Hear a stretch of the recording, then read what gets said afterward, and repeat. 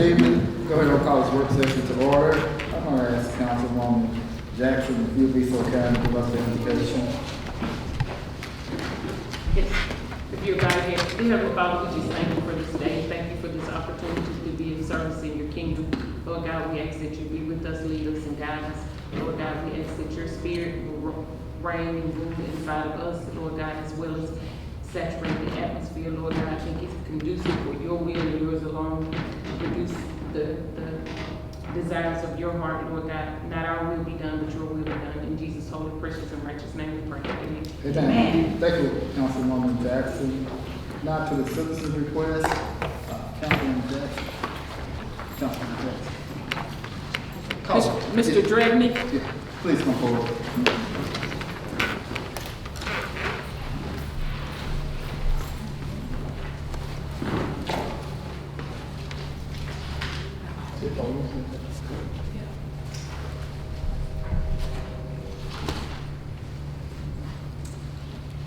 Good afternoon, everybody. On behalf of Judge Armstrong, the Dallas County Children's Policy Council, there's a request for the rental of the Dallas Academy building once the heating and air unit is put in for all the Policy Council programs that are currently at Hope Academy. And at Hope Academy, the reason we're looking to move is the boiler is up. So we're looking to do something as soon as possible before the colder weather comes in. I know in my summary, I think Councilwoman Thomas, everybody should have a summary of the public buildings meeting. Everybody should have. Would you like to follow up on that, Councilwoman Thomas? Yes, we go to, everybody have their summary that we had the meeting. The meeting at the time, Judge Armstrong was present, and also the gentleman,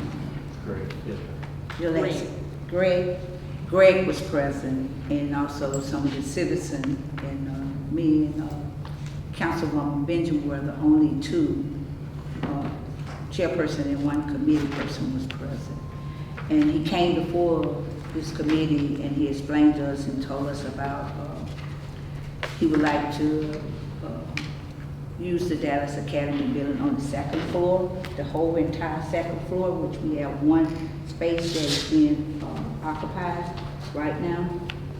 And he brought, he has a lot of programs that he's having, want to put on that second floor.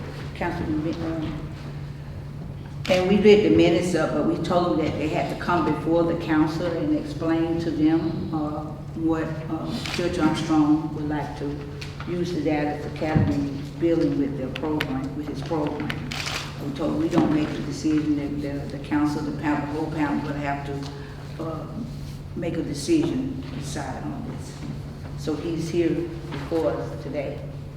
So is it your recommendation to move forward with it? I wanted to, I would love for it to move forward, but I would like to have the input of each council body, you know. Everyone was, each council were invited. This was an open public meeting, and everyone was invited. And the only two showed up were me and Councilwoman Benjamin. And we listened to what Judge Armstrong said. And Councilman Benjamin, would you like to have your input to talk about it? No, it's in the minutes. You read the minutes already? No, I didn't. I gave everyone. I gave everyone. Yeah. Yeah, everyone read the minutes, and based on if they read the minutes, and but my recommendation, our recommendation, I have me as my vote. I have no problem, but you have other council people. This is why we asked you to come before, and as you can see, if we're going to take this to a vote, we need everybody to be involved. Mr. President, Councilman Short. I don't see no reason for this council to not be in support Yes. of allowing the Hope Academy to be housed at the Dallas Academy. I would pray that my colleagues would have the same concerns and just let's move forward with this and put this on consent agenda and just go ahead and get it approved. Okay. All right. All in favor? Thank you. Thank you. All right, we would put it on consent agenda tomorrow, and move forward with the vote tomorrow. All right, thank you. Thank you.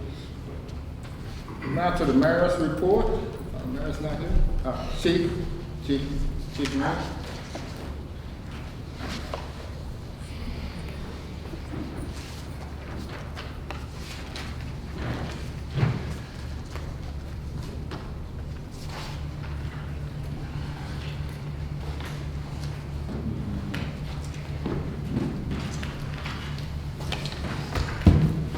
Good evening.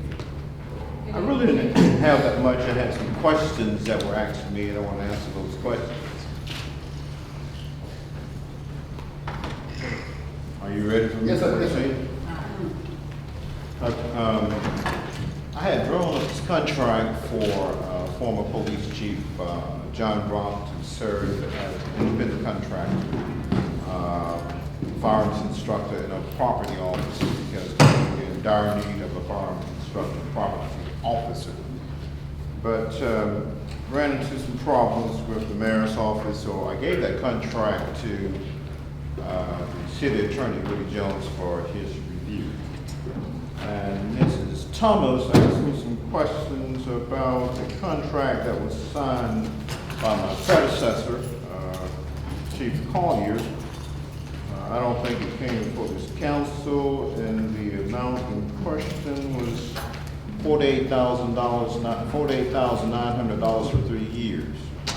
$16,320 per year, $1,360 a month for what is called the CLEAR program. The CLEAR program enables our investigators to track down wanted suspects, but that's an inordinate amount of money to be spending on that particular contract.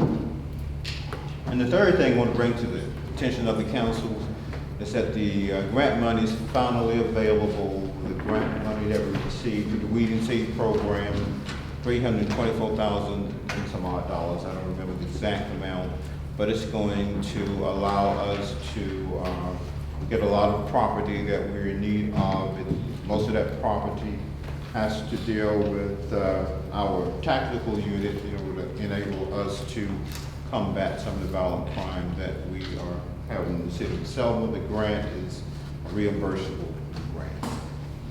Councilwoman. Chief, the first item you brought up was about a contract. You wanted Chief Brock to do 2 things. What were they? I didn't hear this. Number one, I want him to serve as our firearms instructor because one of our firearms instructors retired effective September 1st. That was Sergeant Willie Billings.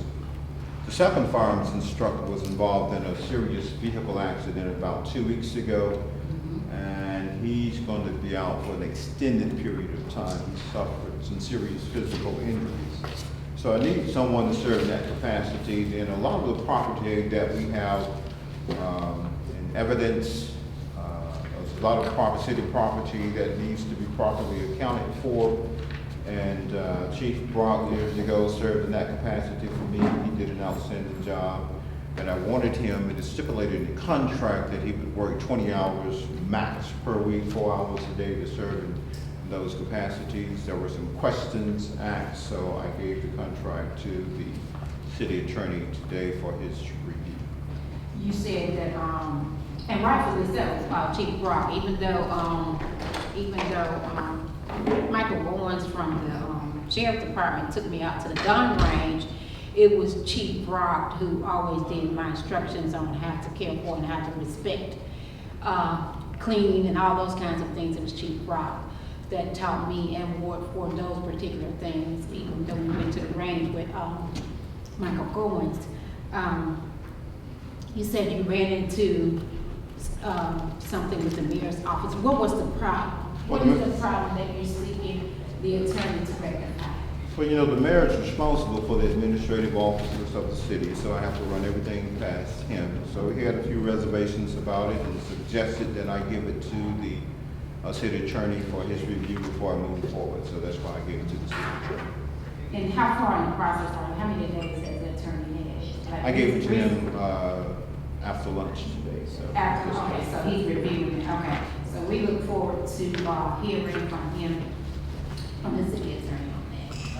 And then, the third item, I think Councilman Thomas will probably address the second one. The third item, you're saying the grant is finally available from Weed and Seed, and you can buy property with it, is what I think I heard you say. Yes. You can buy property with it. And will this help also to relieve some of your budget items so that you can do other things, or no? It's not. Or is this in addition to? It's gonna be in addition, it's not going to supplant any budget item, it's gonna be something in addition. Okay.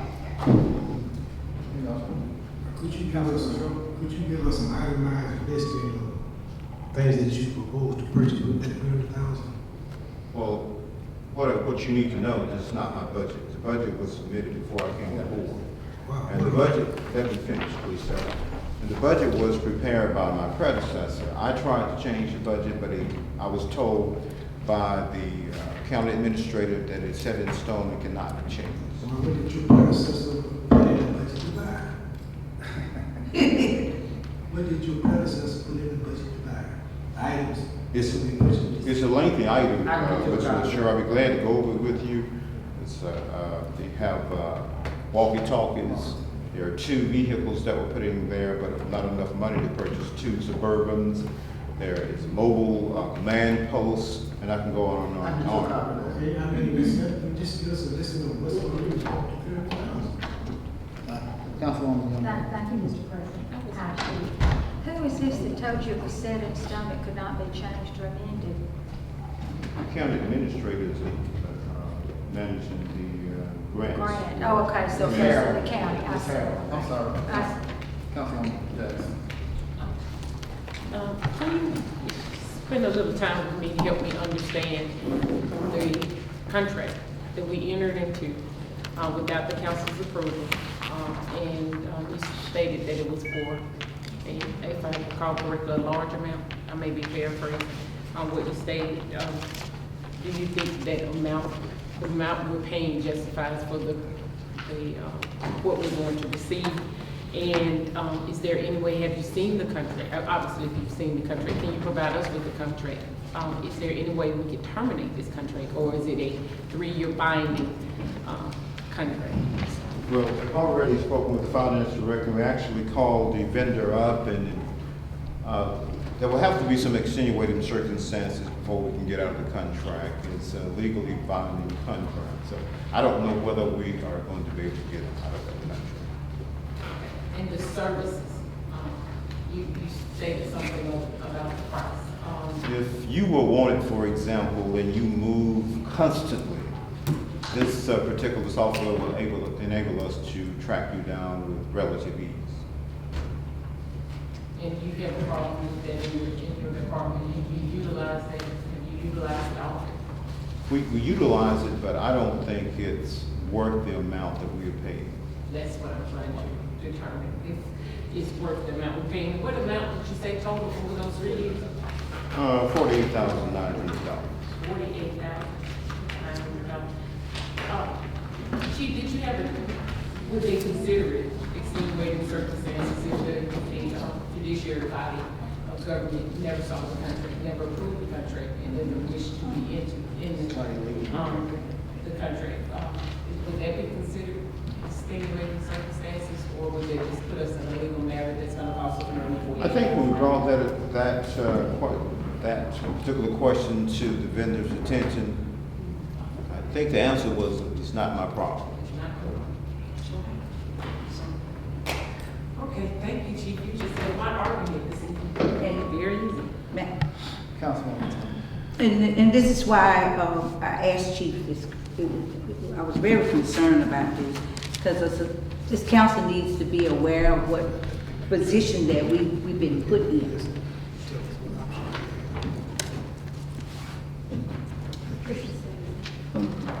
And that's why we need to know a lot of things have happened that we weren't aware of, and things have been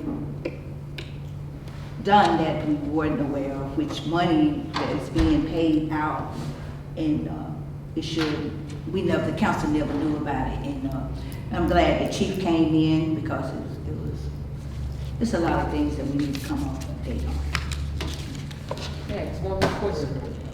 Chief, did, your former predecessor, was he the only person that signed that contract, or did someone from the executive office also sign off on it? I have a copy of the contract. He's the only person who signed it. And the way it was brought to my attention, I have to make sure the bills are paid. So when an invoice is submitted to me for assigning the account number and signing off as a department head, I asked questions. I wanted to know about that particular contract. I researched and found a copy of it, called up the vendor and got the contract because the investigators were using it, but of course, they don't know how administrative issues are handled. So that's when I got a copy of the contract and saw where it was signed by my predecessor for that amount. First, let me thank you for your diligence in doing that. You could have signed off on it easily. Oftentimes, people do. You're busy, but you took the time to ask questions and do the research, so I appreciate that. And you're saying the only person that signed off, and so the practice, because we obviously don't have policies and procedures in place, but the practice of having more than the department head to sign on a contract and having it approved by the council, we know that wasn't done. But the practice of having the administrative office, executive office, as well as the department head to sign a contract was not followed either. No. Well, don't we have an ordinance that Yeah. either the mayor sign it? Yes, If you you have. refuse to sign it, I sign it? Yes. But there's also an ordinance that said all contracts are before the council. So can that be some mitigating circumstance? No, it's our problem. They said it was our problem. It's our problem. Then Councilwoman. Chief, how you doing, sir? Right? I believe there's still $10,000 sitting in a line item associated with the cemetery run that former chief, your predecessor, did not use for some reason. It's been allocated to the police department for an expense. So it was raised in that capacity, given in that capacity, and it currently sits in an account that hasn't been used. So I believe there's 10 grand sitting out there for y'all to use on equipment. That was the whole purpose of it. We had gotten to the bulletproof vest, the rifle-proof vest were purchased with a percentage of that, and then after we made that allocation, an additional $10,000 came in earmarked specifically for the police department. But neither of the predecessor and interim predecessor before you never did anything with it, so I think it's still sitting there. So I'll check on that. I tried to call the gentleman a minute ago, couldn't get him on the phone, but I'll check on that and send you a message and let you know if it's still there, and of course, please use it. So, again, that's what it was raised for, was for the benefit of the police department. It's a shame it hasn't been used yet. It's over a year old now. Okay, So go ahead and check on that. I will check on that and send you either a text or a message at your office. Councilwoman Thomas and then Councilman Sewell. And also, I want to say this, I've been following up on this panel. We all gave $5,000 about discretionary. And it was like, what, 45,000. And I have been trying to find out, have that 45,000 been used in the police department, because we're into our fiscal year in the budget again, and I just wanted to see have it had that 45,000 been used that we gave up last year. I'm trying to see what 45,000 you referred to. Each council on this panel of the year when we got ready to do our budget, we agreed to give $5,000 of our money to the police department, because they were saying that there were a lot of things that they needed, and we volunteer gave up our $5,000 towards the police department, in which I was looking at a report, and I wanted to ask questions to find out, was that money used, or is that money still sitting in $45,000 that we need? When I came aboard, the council gave over $200,000 for me to spend. Perhaps that's a portion of that money. The officers had gone quite some time without any uniforms. We've ordered uniforms for the entire police department, police officers, as well as the support staff. The officers went a long time without any new vehicles. The new vehicles have been ordered, 7 as a matter of fact. I don't know when they're gonna be here. I give them several more weeks. But I think that we have spent those funds, No. if that's what you refer to. No. We voted to give you the money. You needed the it was $200-something to get the vehicle. The $45,000 was a separate account to be used in the police department in 2018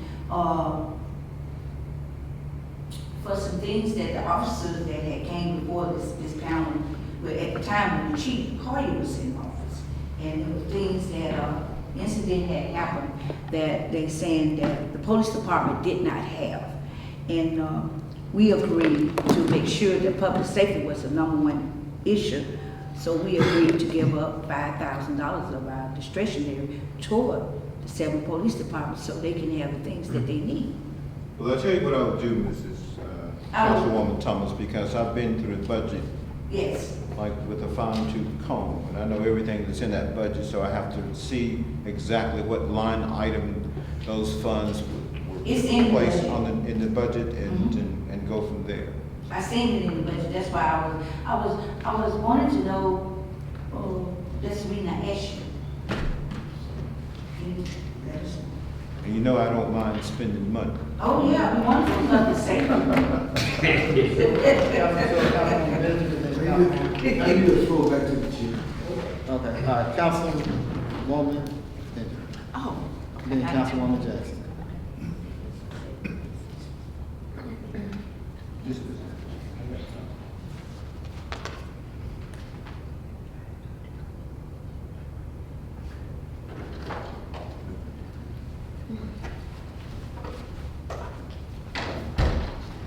We're ready, Chief? Ready? Sure, Councilwoman Benjamin. has the Yeah. floor. You got a question? Yes, yes. I was waiting till the whispering was finished.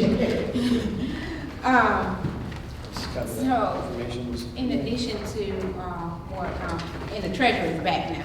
In addition to what Councilwoman Thomas is talking about, you just named that the officers went a while without uniforms. They went a while without things that they needed.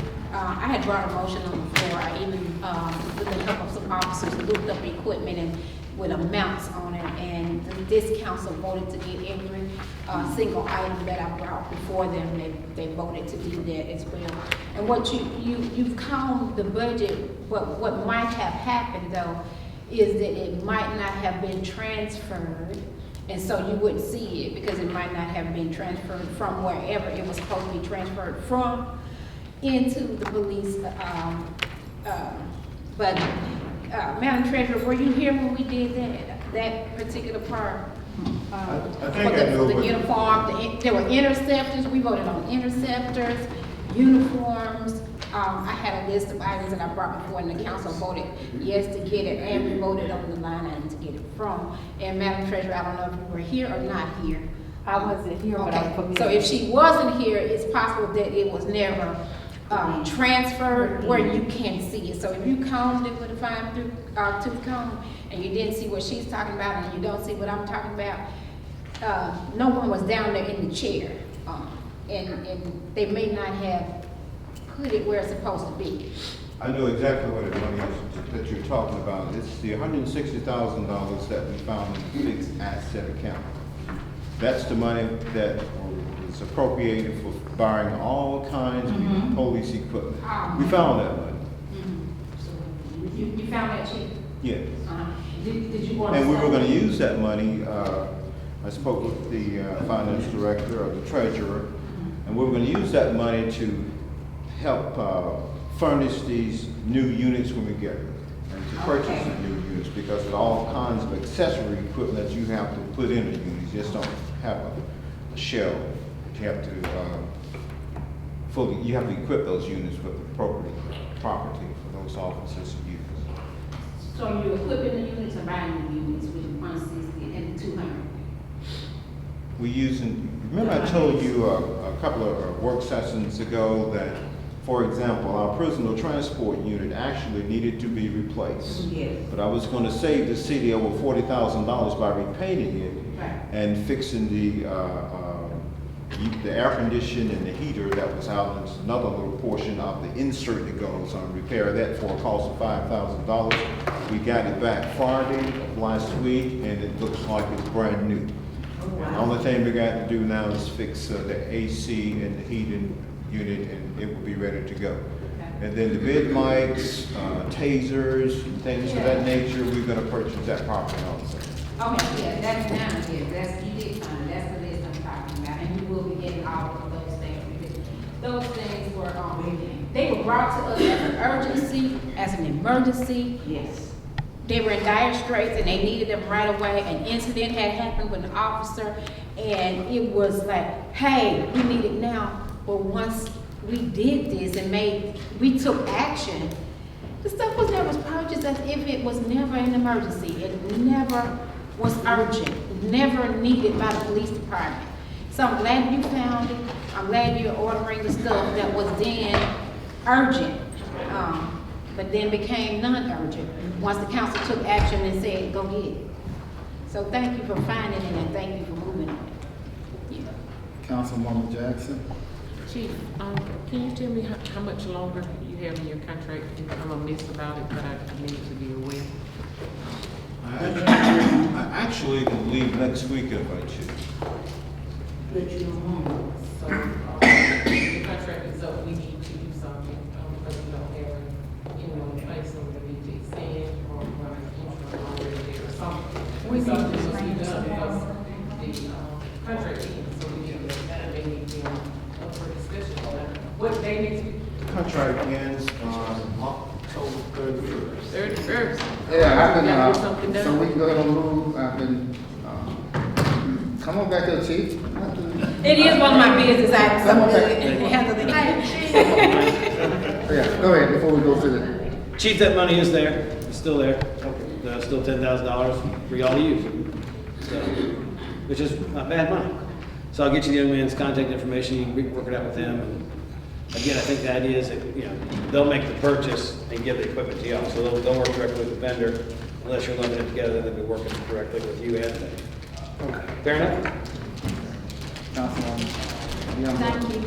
Chief, and I need to make sure that we're running up speaking of October 31st about the monster march, that you got me some folks that are gonna keep our little monsters safe while they're marching around. And when we're up here at the library having a party, you need to come up here and have a party with them. I'll have your Pez candy thing with the monster on it. I gotta talk to you about that also, because, well, you need to come see me. I will come see you. Chief, also, prior to the work session, I did give Chief a list of the resumes for the chief of police. We have 6 resumes. I think the public safety, we need to, Wednesday or Thursday this week, get together if you all are available, to review the resumes and start setting up for the interview process. We only have 6, so we probably can use roughly about 2 days. We had 2 or 3 additional ones, but they backed out. So. Oh, so we had like 10 there. Yes, yeah. I just want to clarify, I know you said we had 10. It made a man. But I'm encouraged that we have 6 people that want. Yeah. Yes. And then when they're looking at the dynamics and everything, so I can understand the position. Do you but have it with you? I could get a copy, but I did Do you get have it with you? chief a copy. I want to copy mine before I go, so I won't have to wait till Wednesday. So, You want back? what time President go at Wednesday? I'll get it before you go, I'll just take it back President there. Lewis, What's that now? what time we having the meeting? Okay. Wednesday, we can do it at 5 o'clock. 5 o'clock Yes, Wednesday? 5 o'clock here. What's the Five date? o'clock. What's Wednesday day? Yes, sir. We ain't said anything about the chief contract expiring next Friday. And because we're at a crossroad here, I'm hoping the chief would be receptacle to extending it, maybe another 30 days until we can get a police chief in place. Will you be receptive to that, chief? I talked to chief about 2 more months. I'll give it some consideration. Thank you. Thank you. Councilwoman Jackson. Chief, Chief. Chief, got another question. Another question? I'm sorry, I'm going to let you, leave after this. Our treasurer just brought us a copy of that contract you referenced. And so I see that Chief Carr actually entered into this contract alone, as you stated, on May 1st. Have you presented the mayor with a copy of this contract? Has he been made aware, and our city attorney? He doesn't have a copy, but I brought it to his attention. That's the mayor of the city attorney. The mayor. Mayor. Mr. President, do you mind if I scan our city attorney a copy of this and mail it to us? What does that come from? A copy of this contract that was entered into illegally. Oh, okay. The mayor doesn't have a copy? The chief made him aware of it. He has not signed it, so, but he's made him aware. Nobody gave him a copy. I want to make sure our attorney, if he can find a He should loophole. get a copy. Hocus pocus. And one final revelation regarding that contract. It was brought to my attention that in all likelihood, the city might be able to get out of that contract if we can show that the department head did not have proper authorization to enter into that. We got ordinance, that's right. We got ordinance. That's what I just asked you. Oh, that's why I just finished it. Okay. Yeah, well, Any additional questions for Chief Green? Thank you for the great job you're doing. We appreciate it. 2 more months. Appreciate it.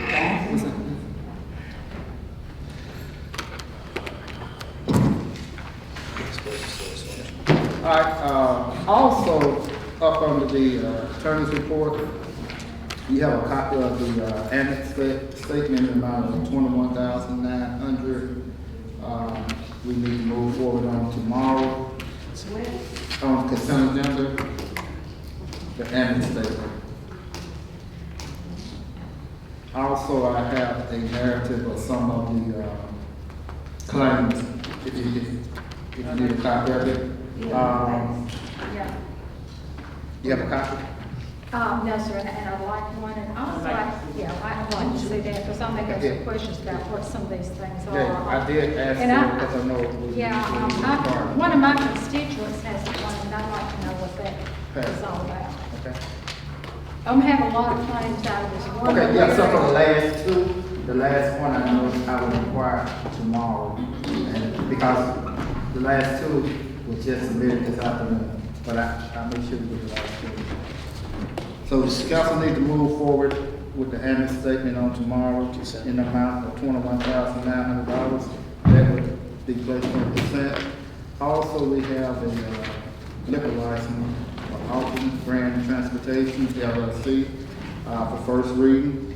We can also put that on the consent agenda, Which one? the liquor license. What street? That's Wardy, Where's that? that's Oh, old Club 9000. Oh, Right. It's just for first reading. Also, you have something from Liberty Disclosure. They're asking for expansion of their trailer where they collect, do business. Council, as you can recall, we have a moratorium that we did years ago about trailers, but in this situation, this is a business, and I'm quite sure they don't own the property, so this is expansion, and they are providing services for the city itself. Either we can go in on, place it on the consent agenda, or you want to just do further research and we can move forward at our first meeting in November. It's up to the council. But Councilwoman Thomas. This is in my area. I did a little research, once before. I like to be careful. I understand we have business, and some other people have business. But,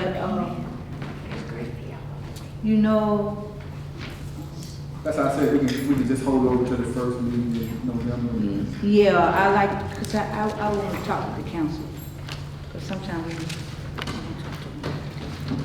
Where is the contract of, Mr. President? I think they have another deal, sir. I think- And I think it could be contingent upon this expansion. I think because there's nobody in the wing, chopping at the bits to take over our garbage service, I think we need to accommodate whatever the needs are. Quickly. Absolutely. Councilwoman Thomas. I hear my colleagues, what they're saying, but sometimes, I have a reason why I say what I say.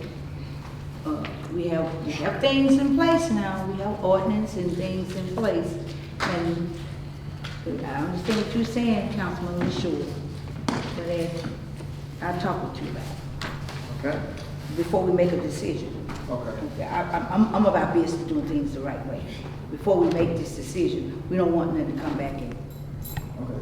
Also, too, it could be a caveat where they may be building a brick building a year from now. We can award them, go ahead and approve it for a year after they build the building. So that could be a caveat. So what I would do is, if you would, just call and inquire to see if it's gonna be a permanent structure or just a temporary structure. And this is why I'm saying, we have to give honor and respect of the representative in the board. When things are going to be done, if you come in like Liberty, he probably talked to you. No, yeah. Okay, well, no one he hasn't talked to, we have ordinance and we have things in our area that we put in places, and I think he would, could he talk with us, and what are his plans in place? I don't want to just vote on stuff, and I know that according to what we voted on in place in ordinance, according to what we bring in our city. Yes, ma'am. Because the reason I said, I know it was another business also that we granted temporary for the mobile home until they built a permanent structure. So I think point well taken that you probably need to bring him before the council. Yes, he needs to come before us and talk with us. I think he's asking for guidance in this letter. Yeah. Right. When you read this letter, he's asking for guidance. He is unsure on what his next step is supposed to be, and he'd like to know what that is. We can talk to him. And he's also telling us he just hired his 10th employee from Selma, Alabama. And I think raised he's, the I think he's, yes. Uh-huh. And he raised, he raised our driver's wages as well. I think that's what he's doing. He's asking what his next step is. And that's why I was saying that he come before us and So then. you'll get with him personally? Yes, that's what I, me as a representative in that area, and that's in my area, and it's a part of the city property, Also, it was an issue brought up, I think at the last council meeting about a Ms. Livingston, Samantha. Yes. Livingston about, not receiving vacation pay. Councilwoman. It was a question about her, some kind of way it's mixed up about Ms. Livingston, vacation pay during her hours of doing some time of when she was hired, laid off or something like that. But Ms. Wade can explain. I talked to, also I did a follow-up this morning, to Attorney John. Yes. And he did mention he don't see a problem, but he would definitely get back with me in the morning to see. So it could be something we probably can move forward on tomorrow, because at the time, she was still employed, am I correct? On July 9th, on time, the council voted to give them the vacation payout. She was unemployed. And as you recall, I couldn't pay them out because the mayor refused to put them back in active assistance. So here, fast forward now in October, after we spoke on the last council meeting, we said to move forward because we actually have checks on hand. I was able to pay them. She didn't come back to work till September 14th. Council had already approved for the vacation payout. And based on my understanding, her vacation started over again because she accepted a job with lesser pay in a different department. So was she employed or unemployed in July? She was unemployed. She was unemployed in July? Yes. Why are we saying we owe her? Just because I'm missing something in the mix? At the time you all approved the vacation payout, which was July 9th. She was unemployed. She was unemployed. Laid off. She was in a laid off. Oh, laid off She was status. in a layoff Laid off already. status. Right. She was in a layoff. She was already in layoff Right. by this. Okay, Right. okay. Okay, now, Not just unemployed, she was. Right, she was I'm in- sorry, correction, she was in layout She was status. already in the layout That's before, correct. before the second layout. how much Right. money are we talking about? We're not talking about, Only 34 hours on $1,000. we can move forward. 400, I tomorrow. think it was maybe like $400, it wasn't that much. Okay, we can move, what's the pleasure of the council, just move forward tomorrow? We'll move forward tomorrow. Thank you, Ms. Wade. Have Councilwoman. we paid any of them? Yes, ma'am. We paid everyone else? Yes, and I have that. She was the only one that was. She was paid, but she was asked to return the money, she was made to return the money, at the request of the mayor. So I just want, because there was no, I guess, maybe he considered it as a gray area. I forwarded the letter with all the information to our city attorney. And I also, updated the chief on what was going on. So she would not, her accruing vacation time had started on. But at Based the time on what she was due told, right. This money, and had we paid it out in July, when did she accept this new position? September 14th. So between July and September, she was due all of this money. Right. She said if it had gone through when we asked for it to go Right. through, she wouldn't be in this position. Right, She's exactly. still not incubated stage. Yeah, so we owe her. We owe her money. Councilman LaShaw? Excuse me. Go ahead. Can you ask the mayor to ensure that the individuals that currently owe us money pay that money? I will send a request for the umpteenth time, but I would just rather send it to the attorney who's aware of the situation, because I don't want to get accused of harassing anyone, because the email goes to the same person when it goes to the mayor. Okay. I was Councilman I Stewart. was gonna ask same question. Since we're talking about reimbursing the city, what's the status of that person who, have not reimbursed? As I've said before, they refused to pay, and I made several requests. I've sent certified mails, and I've sent several emails to the mayor's office. That person gets the same email that the mayor gets, and I've gotten no response and refused payment. I think the language to our attorney, from this day forward, is what legal action, option will this council have? Okay. And getting the fund that is due to the city. Okay, and I will copy you. Councilwoman Young. Ms. Wade, Yes. I just want to make sure I understand clearly. I've been a little under the weather, my ears are kind of stopped up. Who did you tell me asked her to return the money? I did. Oh, you did? I made several requests, Okay. reading an email. I misunderstood. I thought someone else had asked her to make that request. I wanted to make sure that I heard right. Wait a minute, which request? For that lady To refer to that got the vacation money. That's for somebody different. Oh, the That's lady somebody- that got the vacation money that was laid off. Oh, no, the mayor requested that she. That's what I thought I heard. The mayor asked her. The mayor person that requested. Has the mayor asked other people to return money that they got? No, he's got the same email regarding, one of his, direct reports.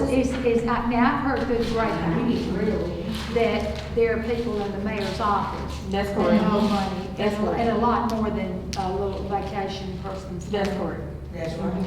Okay. And the mayor called and asked that lady who Yes. was in layoff. Yes. As well as the person that owes the money made the request. So, Now, you stop it. That is just not true. yes, it is. Yes.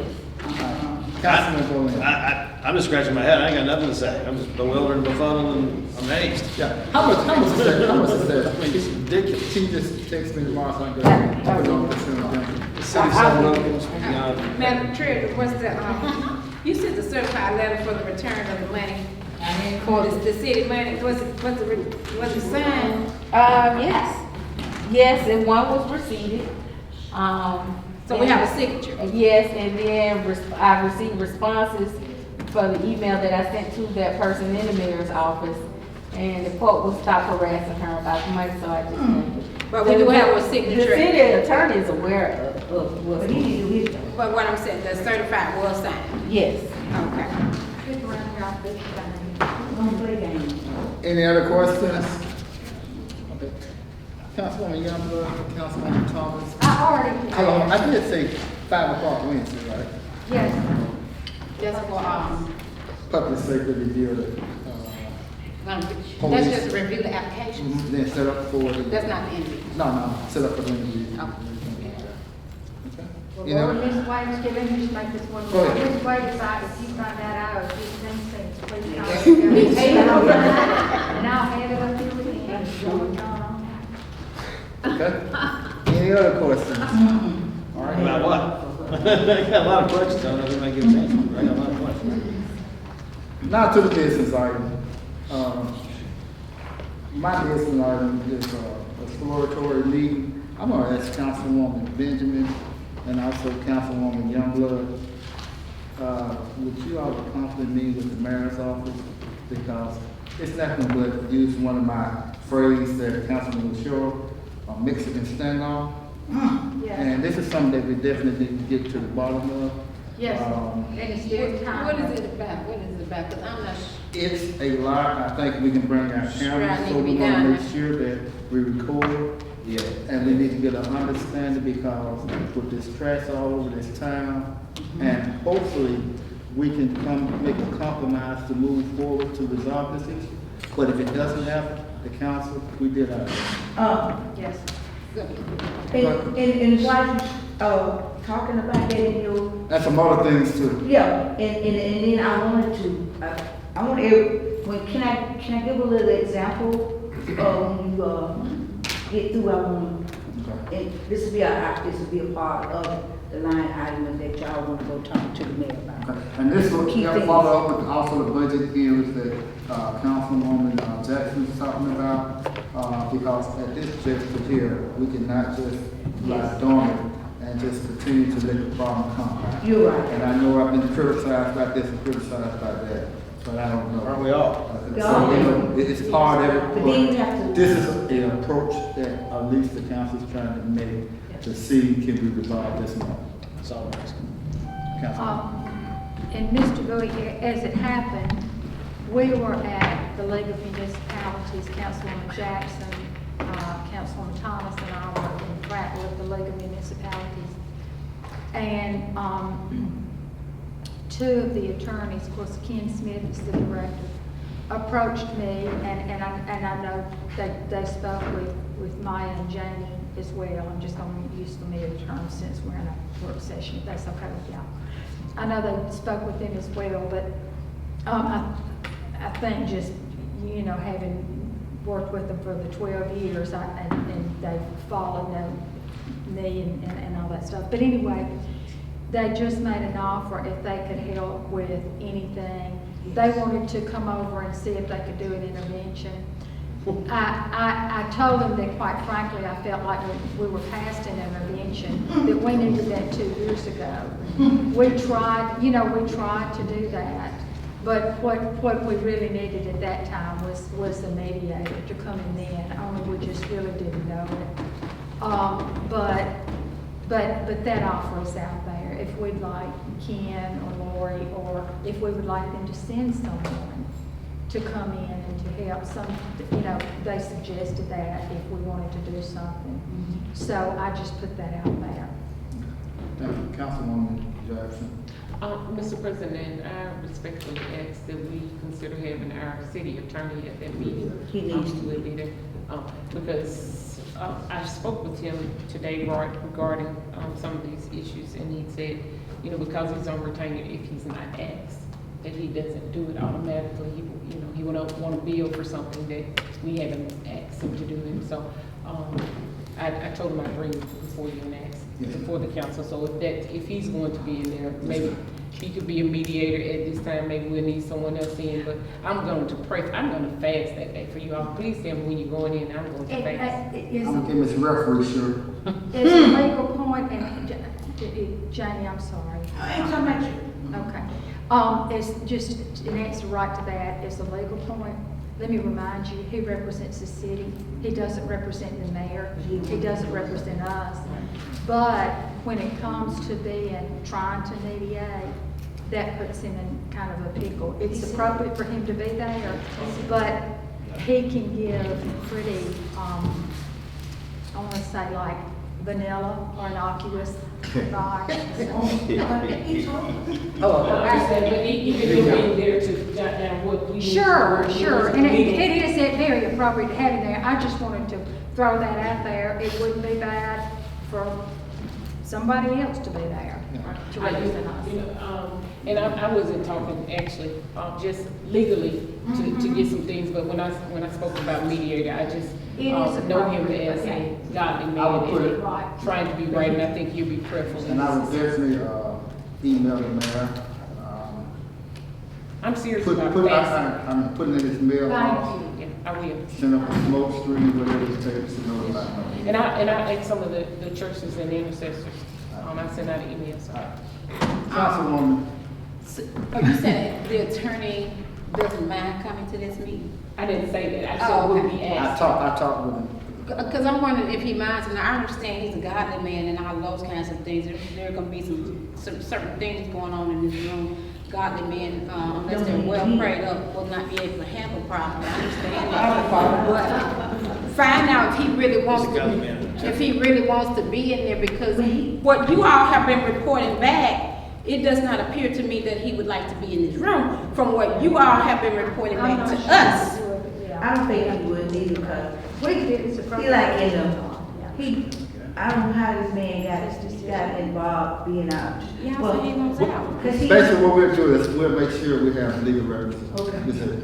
That's a good Representation idea. in there. Yeah, We'll make sure. don't bring somebody in that wants to be out. All right. All right. But He, Whatever. he don't wanna Hold cross. on. let me, Go ahead, Councilwoman. let me say this, Mr. President. You know, he's expressed to you, and others that we should be looking. I don't think he's given up on the city and he's derelict or neglecting his duties in any way.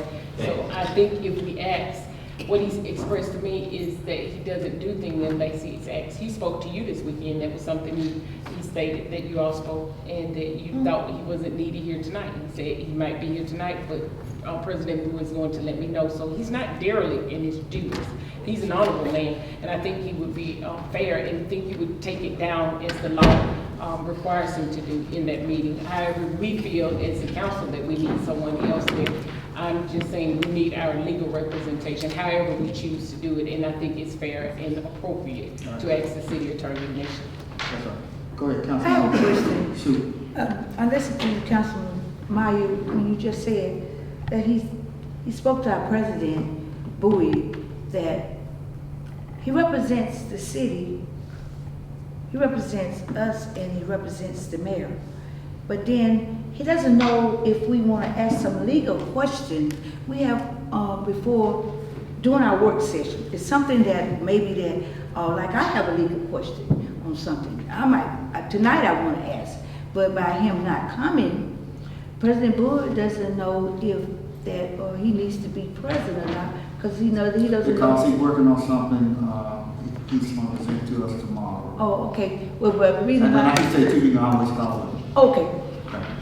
And Councilwoman, to reply to that, what he stated was, just like with our attorney, there's a point person, and we elected, allow the point person to be our president, and as point person, then he dictates or tells him what he should be doing or not, just like we can't get Attorney Siegel to come down unless we actually go through the president. And so this is the same, whether it should be that way or not, I don't know, and I'm not arguing that fact. The matter I'm stating is a fact, and that we allowed him to be the point person. But I think he takes all of our calls whenever we need. Yeah, a call. but that's not what I'm talking about. I'm talking about like as, if we have council meeting tomorrow, something we bring up tonight, and it is gonna be a questionability of what I bring up to this panel, to all my leaders. If there's something that I wanted to break down, and I want to break it down tonight, and he's not here to hear. I think we need that. And he's not here to hear this, what I want to say tonight, because he's Our out. president elected Okay. for him not to come. Okay, well, President Bowie, I'll call him myself, Well- once we talk about this tonight. Okay, from now on, I haven't had every hour on that. No, we ain't say have him here every hour, he hadn't been here in months. Because basically the only thing, you know, we talked about was the liquor license, we talked about the annex statement and the LDI. Okay. So, you know, from here on, I'll make sure. No, we're not saying that, it's just that sometimes, you know, we And have then- a and city also attorney. too, it helps too to get to and proud to come into the work session. Okay. And then improves it. Yeah, Well, that's efficient. Well, we have some things to think about concerning the city attorney. Yeah. And we need to discuss that as soon as possible. Yeah. Okay, thank you all. Councilwoman Youngblood? Yes, I really need to get the status of the broadband grant. You know, we had gotten that grant and it was tossed to SRA and then it came back to the city. And I have asked several times and haven't been able to get, I've emailed the mayor's office. I have inquired with IT. I haven't been able to get anything. Do you think you could get some information? And the last word I had heard was Mrs. Maxwell. She did have it. No, it's, She well, passed it on. well, the city, for whatever reasons, or took it back, but I think that had to do with the person that they had working leaving. Because that grant is running out too. I think the question should be asking, who has to send it out on check? They do. Because I know that grant is running. Well, close see, to- here's the deal. There are a lot of broadband and fiber optics opportunities out there now for rural areas. And a lot of it's tied to workforce development. Yeah. A lot of it's tied to the opportunity zone stuff.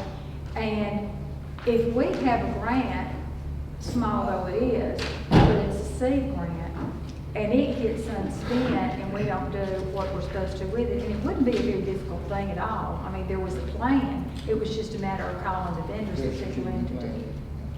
Because I think that grant is running out here. Yeah, and so if we do that, Maybe that could really, because that's federal dollars. That's federal monies, that could really interfere with our opportunity to get some really big money. But see, it could set some basic infrastructure to really build on and be used for in-kind,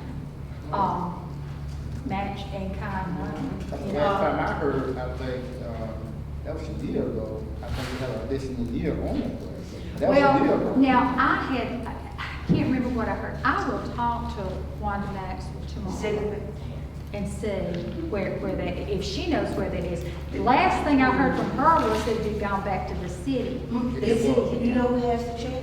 Hold on, Who has the Councilwoman, check? Emerson Gamble, that 75,000, somebody, when we met down there, they've been holding that check. Yeah, well, I think you Yes. correct, the grant was turned over to the city. It was. The gambling is the. Yes, they have a check. It's in their hand. Yes. So the city needs to move forward with the plan. Right.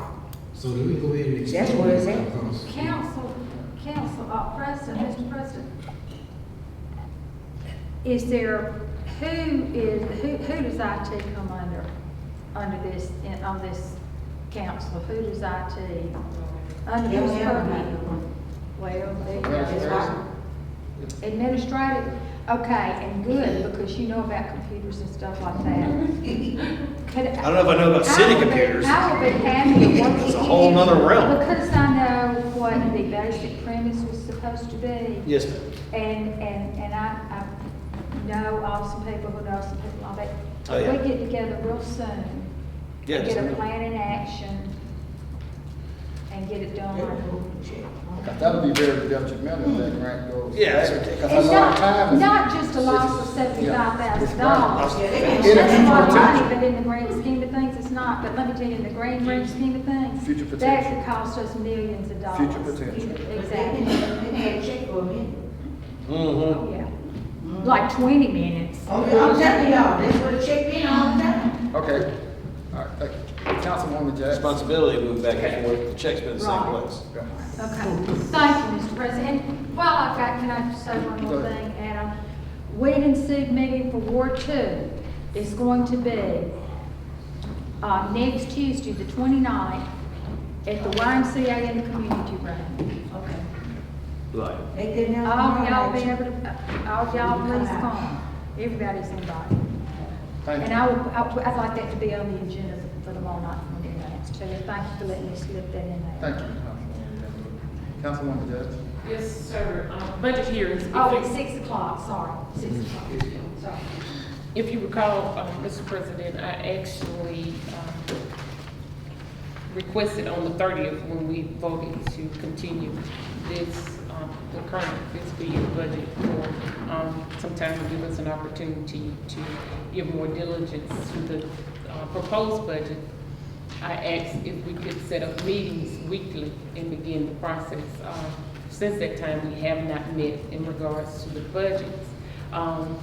So I would like to propose that we have a meeting this week, perhaps a 2-hour meeting, to discuss the budget and only the budget, and that will make up for the 2 weeks that we've missed. And perhaps if we have a 2-hour meeting next week, then we would put ourselves back on track to have a meeting every week. We would have had at least our 4 meetings, and because we're quickly coming into the Thanksgiving holiday, and this is going to have to be passed or by December.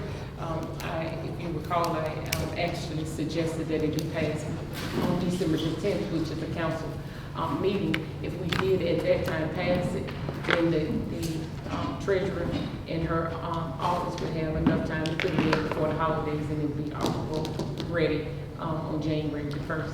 So I'm proposing that this Thursday, that we have a 2-hour meeting, I'm sorry. No way.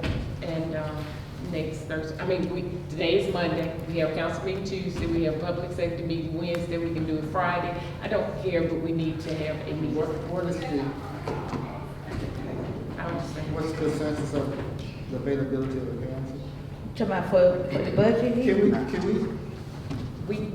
What I'm proposing is that we meet. If we meet, we give her, the treasurer, an opportunity to go back and put our recommendations into the budget, and prior to our next meeting, we can look over that. Everyone, even the ones that are absent, we have an opportunity to look at what we discussed, determine if it's viable, ask questions, and move forward. Ask questions prior to coming to the next meeting. If we don't, it'll take us another year to pass this budget because we're all busy. I initially asked back in August when this actually came about that we do as we did on last year and have those new meetings 1 hour, and then we knew we had to come in. We didn't discuss anything else. It was outside of the council, and I thought it was very effective, but we chose not to do that. And so we're going to have to do something because we got to make a decision. Either we're going to just continue this budget as is, or we're going to make the changes that we deem necessary and move forward. But a decision has to be made. Councilman Bowman? I totally support Councilwoman Jackson's position on that. Any other week would be fine. On Thursdays just stacked up, the whole week stacked up. So if we had a little bit more, I just can't make it. I've got too many obligations I cannot get out of. But I think it's, one idea would be to look at different departments and maybe have conversations specific to that department for each one of those meetings.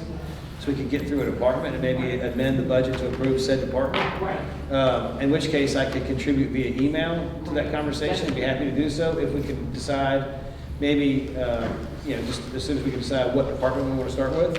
Maybe low-hanging fruit would be the easiest one that doesn't require a whole lot of banter, maybe not 2 or 3 out at one time. But I am all for it. Unfortunately, my apologies, but I just cannot make it Who's Thursday. available Thursday? And I understand that I proposed this last week. I understand. Our president wasn't available last week. I said, can we start? And we at that time, we would have only had to have a 2-hour meeting one time. Right. But I understand him not being available and all of us being tied up. One thing I noticed when looking in the budget is there's so many pieces that you say, just like public works, it's on 2 pages. And when I say 2 pages, it doesn't say it's on page 7 and continue again on page 33. It's just on page 7. And then when you turn to page 33, you see Public Works continue. Like, what happened? So I don't know that. And so I was saying, let's look from page 1 all the way to the end. Because if we had all of public safety in one area, and we said 4 pages. Police or, Excuse me. police or, I'm saying it all, like collectively, or I'm saying like police is not in one page? I'm just trying. I was saying Public Works, that was using Public Works as an example right then. Right, and so we know it's on one page, and then the traffic lights and traffic money is zeroed out on that page, but then it's on page 33 or something to that effect. And so what I was actually suggesting is that we start with page 1 and we make the changes. And I think it still can be done via email, but we have to have a conversation about what the recommendations are and put those in place. But if you'd like to start with, hey, the fire department first or the police department, it doesn't matter. All right, Councilwoman Thomas. I listened to what Councilman Jackson said. Doing this, don't you think that with this going through this budget that we need as many bodies present because it's very important. It's very important that because we as elected officials in making a decision on this budget, I hope it don't be like we were before the last time. We need, the council needs the leaders that represent the city with this budget to make the right decision on what we do. Because like you say, you be busy and you were talking about doing email and like. So it's Thursday. Yeah, just this Thursday, but I'm just saying, I just wish that we can do it the right way. We need everybody. Yeah, I'd be willing to meet next week for 4 hours if I had to. How about Monday? I can meet next Monday. I'm out of town for a conference all next week that I go to every year. And it's usually fall on a council meeting. We just have a fifth week. And so, I mean, whatever you all want to do, I think it's, the last week of the month. I think that's a narrative that's going to be sold that we started meeting on the 28th after deciding on the 30th a whole month later. We got this budget 2.5 months ago. And then based on October 2nd, when we actually received it August 20th. So we've had about 7 months, according to some math. Okay, Councilwoman. Oh, sorry. And we need to find out, we know each one of you, some of you have the jobs and you have to travel. We know this, elected officials, when I know people say they got to go out of town, we need to find out before we set this day that is convenient for the buck of this panel to be there. Ms. Youngblood, you ain't going out of town, is it, this week? I mean, it's the next week, is it? I'm going out of town. I'm gonna be out of town the 4th through the 7th. Well, that's what we're trying to find out. Everybody got somewhere to go. So to handle, we need to know, we need the buck of this panel to be there. What time do you want to be here Thursday? That's my question. Well, we can be here, I'll be here, but you need to find out from the other people. Do they have anything to do Thursday? We can meet at 4. Can we meet at 4 Thursday? And if we only meet for an hour, and if you can't, I'll make the call to you to say, this is what we discussed. I can't be here next Wednesday, but I hope some of you all will call me. Let's meet Thursday at 5 o'clock on burning enough leaves, and let's do it 5 o'clock. Okay. All right, and that's the chili cook-off. Right. Thursday? That's what Well, I'm saying. everybody don't go to the chili cook-off. Right, well, I just want to say. Know what I'm saying? So, finish my statement, if you don't mind. Oh, okay, cool. Since we're running short staff, one of our members lost a member of their family, so they're not going to be there. So, I don't have the luxury of not being able to attend. They're going to need all hands on deck. So, if I can't excuse myself to come for the 5 o'clock time for our meeting, then I will do everything I can to make that a reality. And again, it's something I wouldn't normally, have to participate in, but given the shorthand nature of everything. And then after that, Ms. Thomas, to your point, football season ends tomorrow. The banquet's Thursday. I'm not going to that because of chili cook-off. And then I'm back to being available pretty much every afternoon, every evening that we need to get together. So don't worry about me on planning. I'll be there anytime. Yeah, we need. Finally had a football season, that's been the rub on It's my end. important. After next week, I'm here. Next week's my last going anywhere for. After next week. No. Don't you go on next week? I'm going to that city, I think. You're supposed to be going with me too. On November Sounds like a second? form of protection. November 4th, leaving the 3rd, that Sunday, going to Gadsden. I gotta get this budget, I mean, I don't wanna get this, I just think. Do we have one yet? I'll I tell think you. Thursday, 5 people. Do we have a date? I stay here soon. I can come Friday. Thursday, 5 here. I Thursday, stay 5 here, here. but this is important. Friday, what time? Not Friday, 5 o'clock in the evening, let's do it. I'll come Councilman Friday Warren, you got that morning. one? Yeah. 1 o'clock? And they y'all Mr. want to, Councilman Warren, you got okay. Except I have surgery. I have surgery. Thursday at Prayers. 5. Thursday, Where's- 5, Friday, 1. We can do 1 hour. You can't miss work.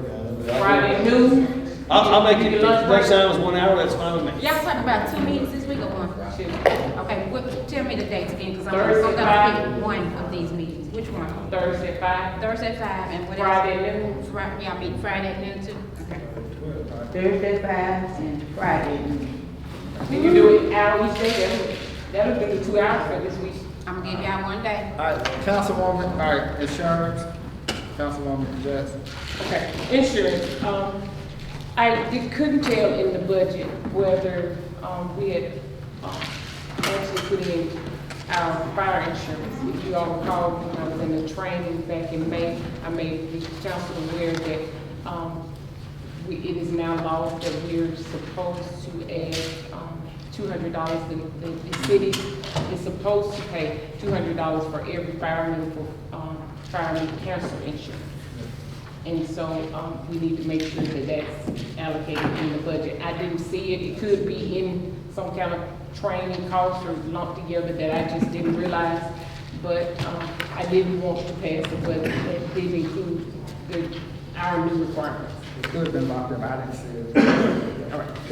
Maybe I was overlooking. 34 or 33. Right, right. How much is the council? Let me get that $200. So $200 Per per firefighter. I think it's a new law It's passed this summer. this summer. And so they made us aware to leave the municipalities training in May, that we went to down and that this was something that we, expense that would be on the city and not the officers themselves. Also, along the lines of insurance, I just wanted to ask, and I actually contacted Mr. Pete today, and I checked my email because he told me that he hadn't had to send it as of yet, about the number of claims. I didn't realize that we were going to receive this when I put it on there, gave it to you last week. But we're spending a lot of money. And, you know, we need to sometime, risk management, loss prevention, something. All of it, I went to the class at the League of Municipalities, and I saw public works officials, police officers, firemen, and other department heads from other cities there. But I didn't see anyone from the city of Selma. I was the only one that went to the Bessemer training last year. But I just wanted to say that we need to look at this. This is something that's really hurting us overall. Councilwoman. Thank you, Mr. President. I had called in it twice. There were a couple of claims that I had some real heartburn and concerns over. And I called them and made them aware of a couple of things. And I have asked them to look real closely at certain types of claims, and particularly coming from certain areas, particularly if they're in close proximity, because people get little gimmicks going on, you know. But also, I wonder if sometimes they're just too quick to say it's cheaper than defending a lawsuit. And that may be, and I don't know, I can't even remember, I think, it was y'all on board.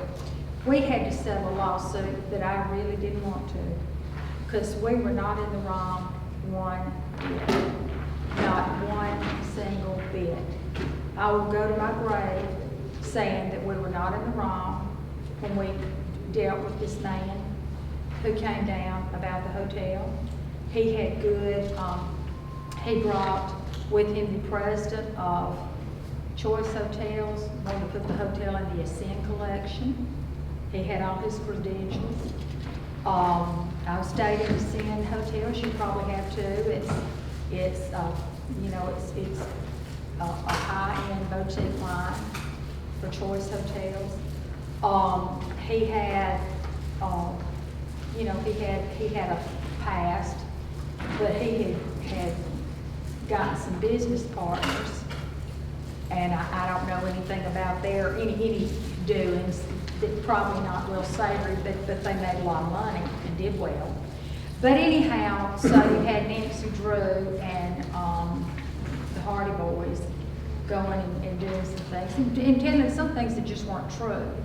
And I went behind them and found some things that weren't true. Anyway, this guy backed out of the deal because of the embarrassment. And then he sued us for breach of contract. Well, that made me so mad.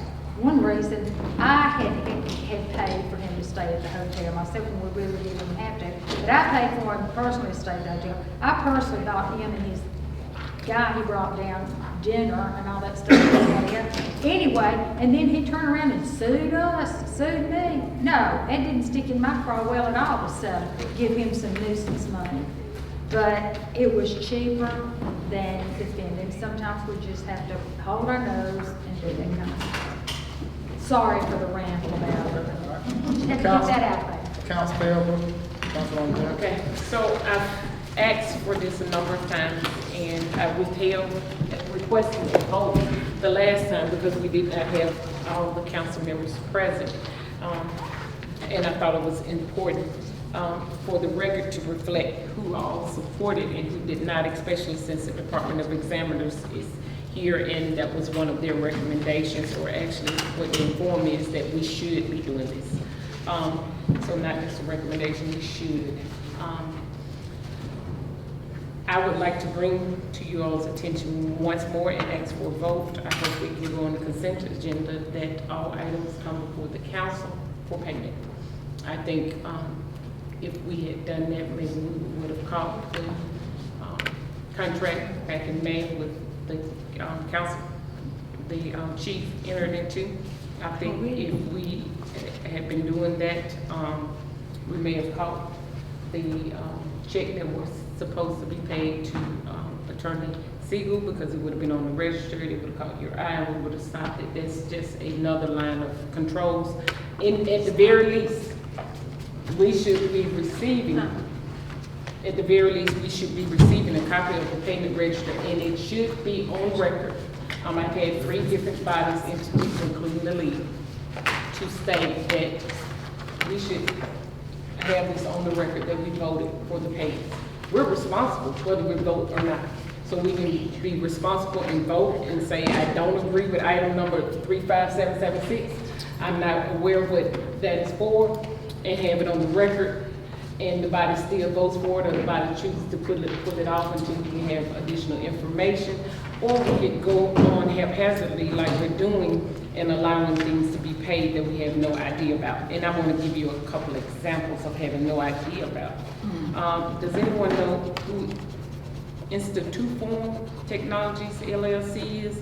INSTIUFORM Technologies. Yes, What can you tell me about it? that's a part of the water and sewer overhaul that Ray Hall uses, that company to, for the sewage construction. So it's $107,000. Now we know why we're paying them. Prior to that, you would have looked at this and you wouldn't have known why you're paying them $107,000. But it's a sewer contract that probably being paid out of That's grant. probably. It's out of 88 fund, it's not out of the general fund. Councilman Bowling.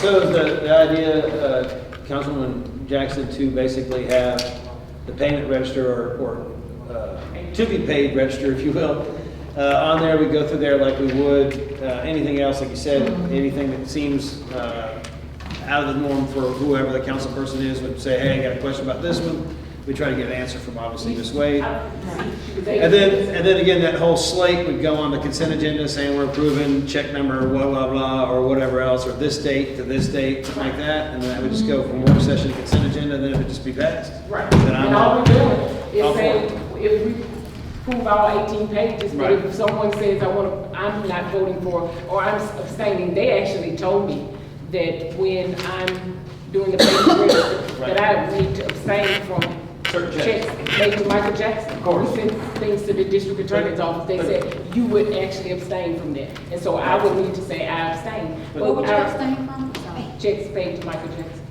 So that would be, The office of district attorney. I'm just that gonna. would be the way you see it then, is to have that list in front of us, work session, review it there, ask any questions, and put on consent agenda for final approval on Tuesday's meeting. Actually, I'm requesting that we have it the Thursday before, because what we should be doing is looking at it prior to the work session. Email to us Thursday before. Right, we have the weekend to look over. We could have, could have had all our questions answered before we come in here. You see how fast Ms. Wade was able to tell us what that is for? She knows this right off the top of her head, but anything that she is not in support of or may not be aware of, that would give her an opportunity, because some checks don't come directly through her. Right, So we're gonna put it,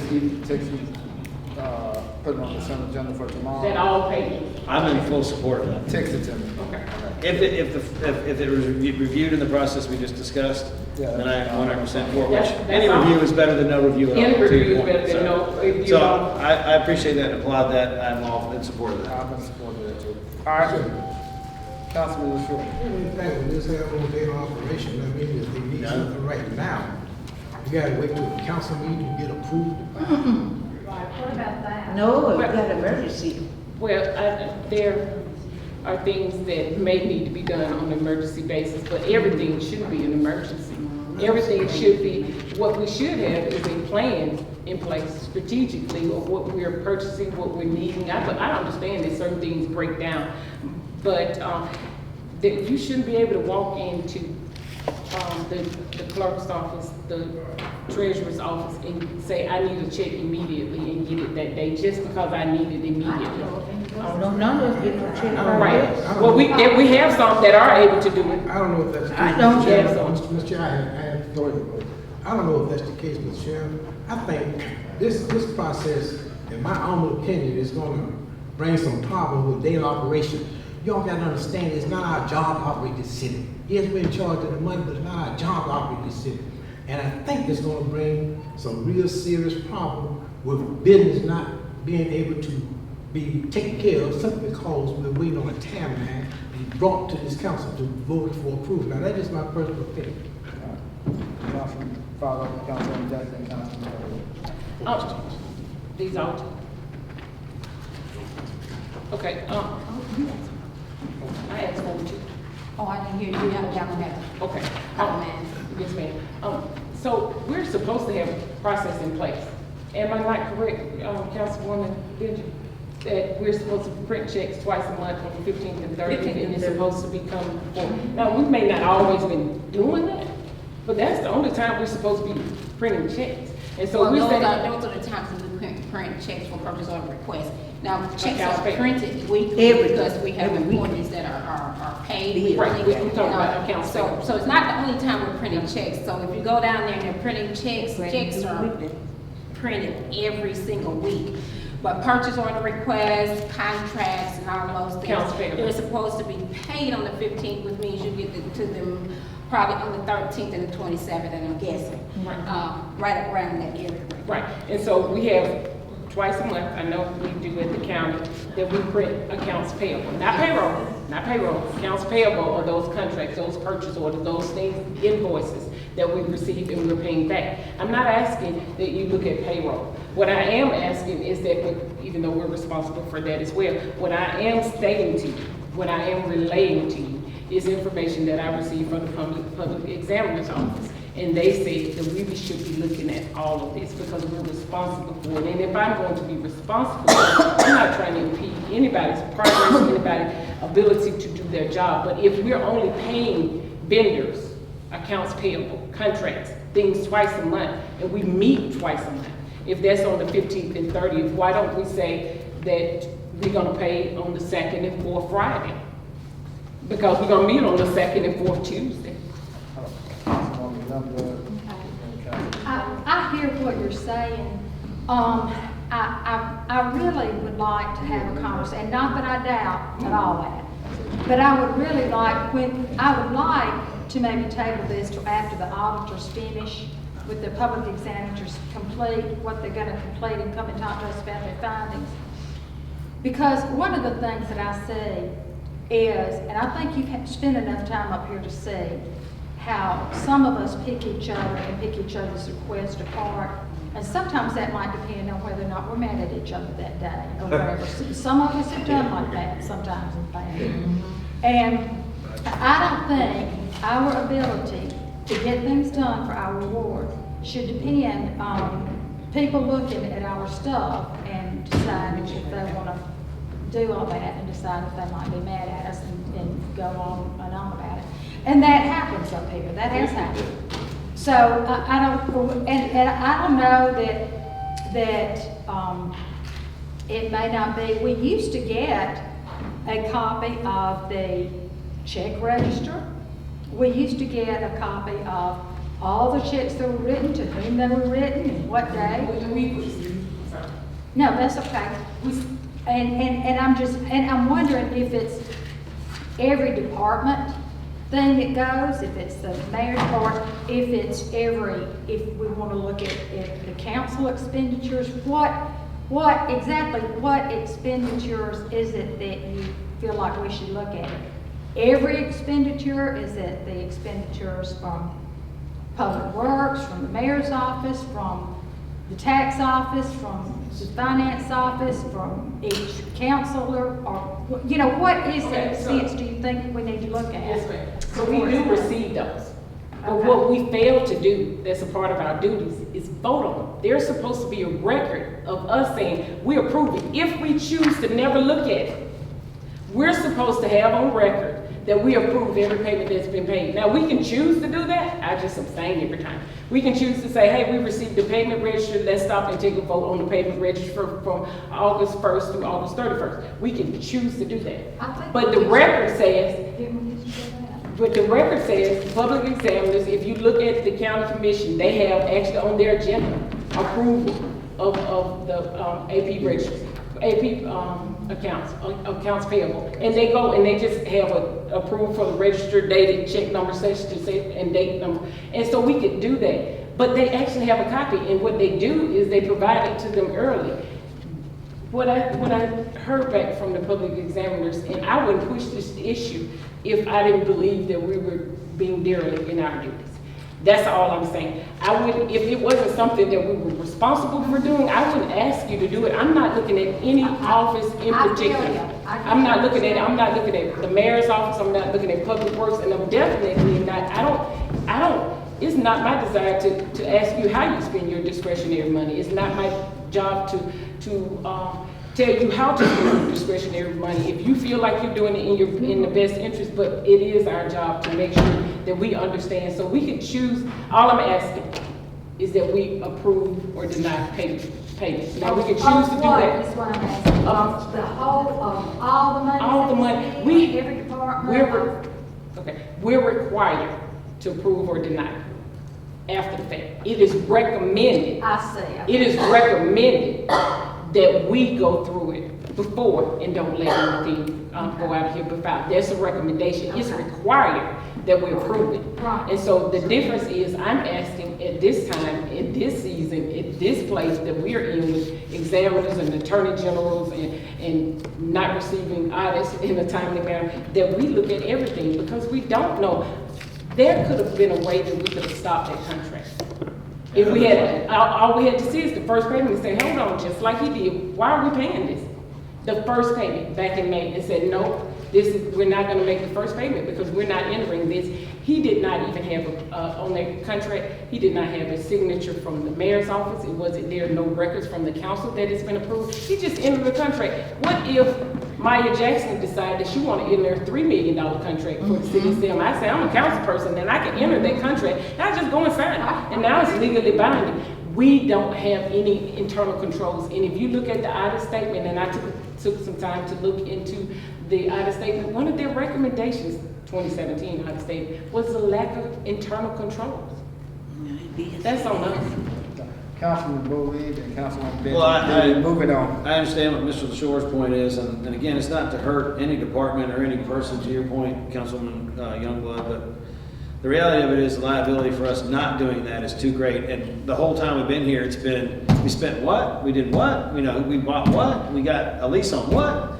So it seems like if our ordinances are not going to be heard and they're not going to be respected and responded to, then the only catch-all we really have is to look at that accounts payable, determine that is the final piece that we can look at to make sure that we are doing our fiscal responsibility. So again, it's not to hurt anybody, but you know, I kind of look at it and pardon the analogy, it's like the public restroom. Look, if I may not go in there and make a mess all over the public restroom, but other people have. So when I want to go in there and use it, guess what? I can't because everybody else made a mess. And I kind of think that based on the 3 years I've been serving here, our bathroom's a mess and nobody can use it, so it's time for us to make sure it stays clean. So that's what I look at. To your point, I agree with you that I don't want to get and interrupt people's business operations, but at the same time, the examiner's office and the liability just seems too great, especially given this information the chief brought to us today.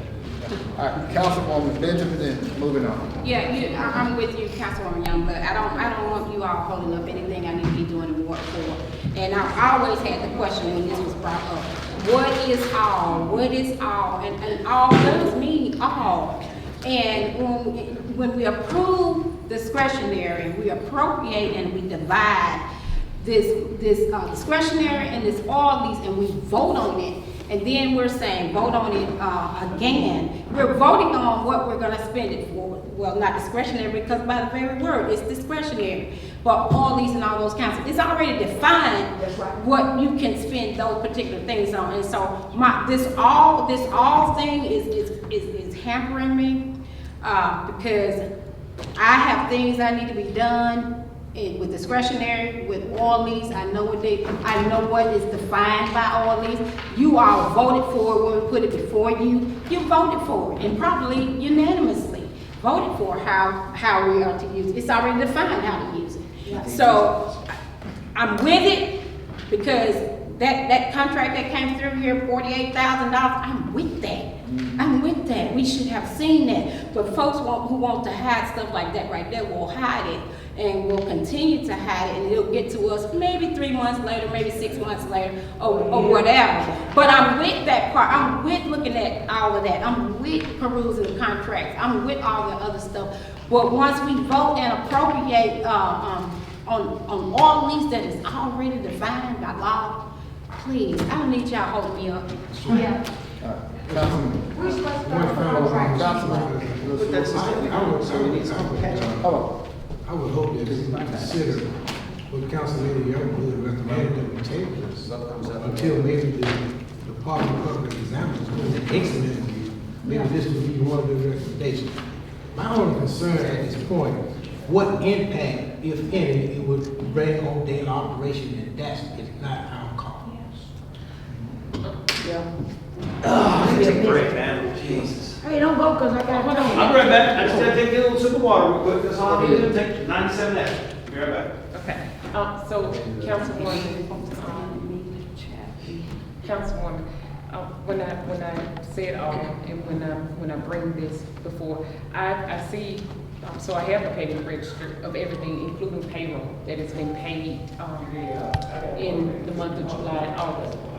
I see that we have things, but I haven't asked you all about any of that because I'm trusting that council members that are in their small amounts that are using their discretionary and brought it before the council to approve contracts in their or they discretionary funds. So I'm not asking, hey, did you give $50 to Maya Jackson to help out with the program? I'm not. That's not my point.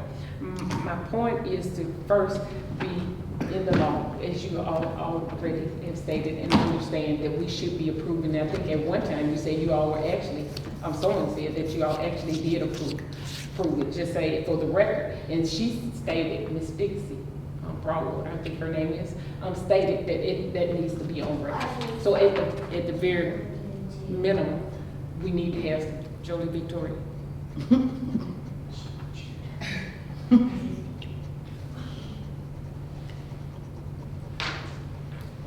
She got earphones in her ear, I'm sorry. She doesn't hear.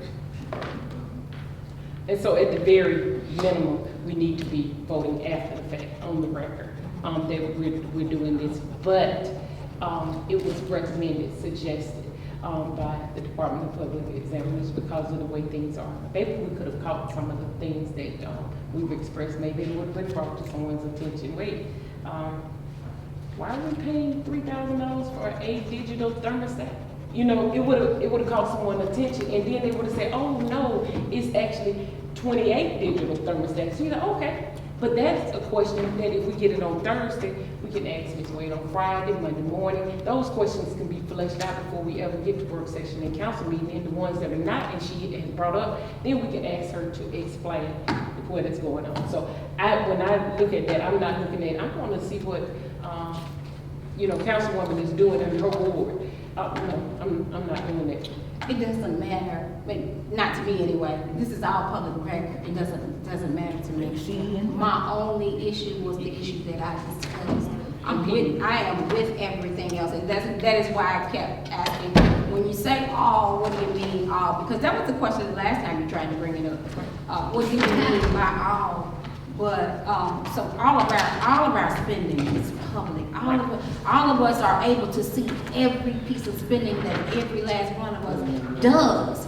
Yes, sir. Period. At any time we ask for it, it's supposed to be given to us. Now we gotta go there. And so that's the only thing I'm talking about is when I need to get something done, I need to get something done. I am with perusing contracts. When we have contracts, even out, bring them, all of that, all of those things. But when we vote and we appropriate on all these and discretionary was what I was talking about. And so you have to sell me on the other stuff. I'm already sold. I actually, if you allow me to say this, I actually told Ms. Broadwater that we have this in place, because if you recall, that we approved this last year, that all expenditures prior to payment comes before the council.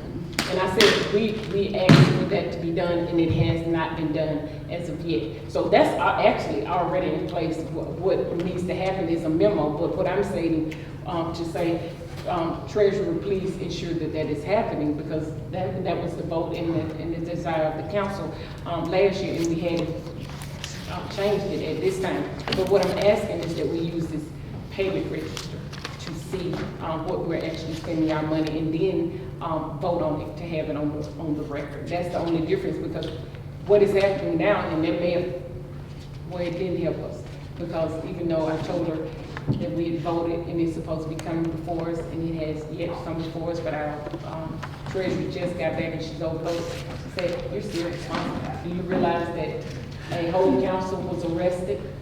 And so I was We know all about it. I didn't. I never heard of it. Councilwoman I didn't Thomas. know anything about that. Any other questions with the bill? Okay. Any other questions? Let me ask one more thing. So are you all asking me yet again to table it, or are we saying we're gonna vote on let it vote up or down and have it on the record? Which I'm gonna immediately just turn into the public examiner's office and say I did what you asked me to do. That's up to you. We can't make your decision. It's Well, up to you. it was asked to be tabled, I think, like twice. So, I mean, What's the pleasure, table until the next? Yeah, that's great. Next. Whenever you wanna bring it up, I'll vote. Councilwoman? I would like to hear from the public examiners, and certainly not that I just trust you, and you have very valid points. I just would like to So you want me hear to, that. I'd like for it to be tabled. well, what I'll do is, I'll see if I can get Ms. Broadwater tomorrow, if I can get her, if she could just email me, or I state to her, this is what I understood. If she emails yes or no back before the meeting tomorrow, then I'll ask for a vote tomorrow. If she does not, I'll take it. Okay. Make sure you have this on record. Well, ain't Ms. Barwell here anyway? Broadwater. Yes. She's here, Yeah, she come, yeah. she come up here and talk to us and tell us that. Councilwoman. Well, that's not her role. Jackson, Yeah, why Thomas. don't she appeal? Can she appeal? Councilwoman That's not her Thomas. role. Well, I understand, but Let's can go she? ahead. Okay. Everybody, I gave everybody this sheet right here. Do you have one, Bolan? Yes, ma'am, I believe it is. That payroll situation? Yeah, the accurate, balance Yes, account. ma'am, the full balance, yes, The ma'am. reason why I'm giving you this here is because, you know, we have our workers. We haven't had our workers in, But this is our third week. And, you know, we were saying that our workers were using their vacation time, they were using their sick time. And I gave you a sheet of actually how many people that are working at Public Works. I want you guys to look at that.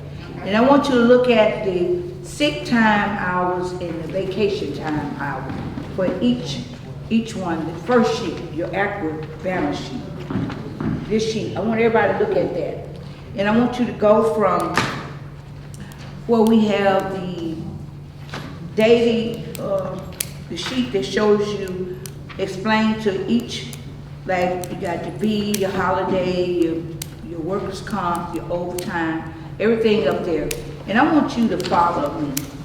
I want you to look, take time. I want everybody to look at how this was played out with our, during our 3 weeks that we were not receiving trash pickup, and how it was worked out during the time that the hours and the days that were taken, and how they were using their time.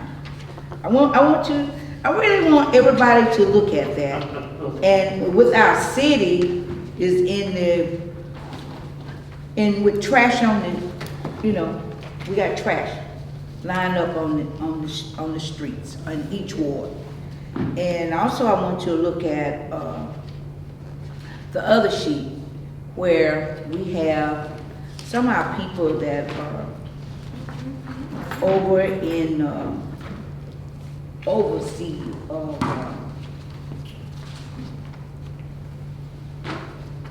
of our day-to-day operation. I want you to look how this was played, and I want everybody to figure out, look at how much sick time and how much vacation time that these workers use during this time right now that we have, where we have day-to-day operation is not being done. And then everybody can figure out and come to the conclusion where I came to.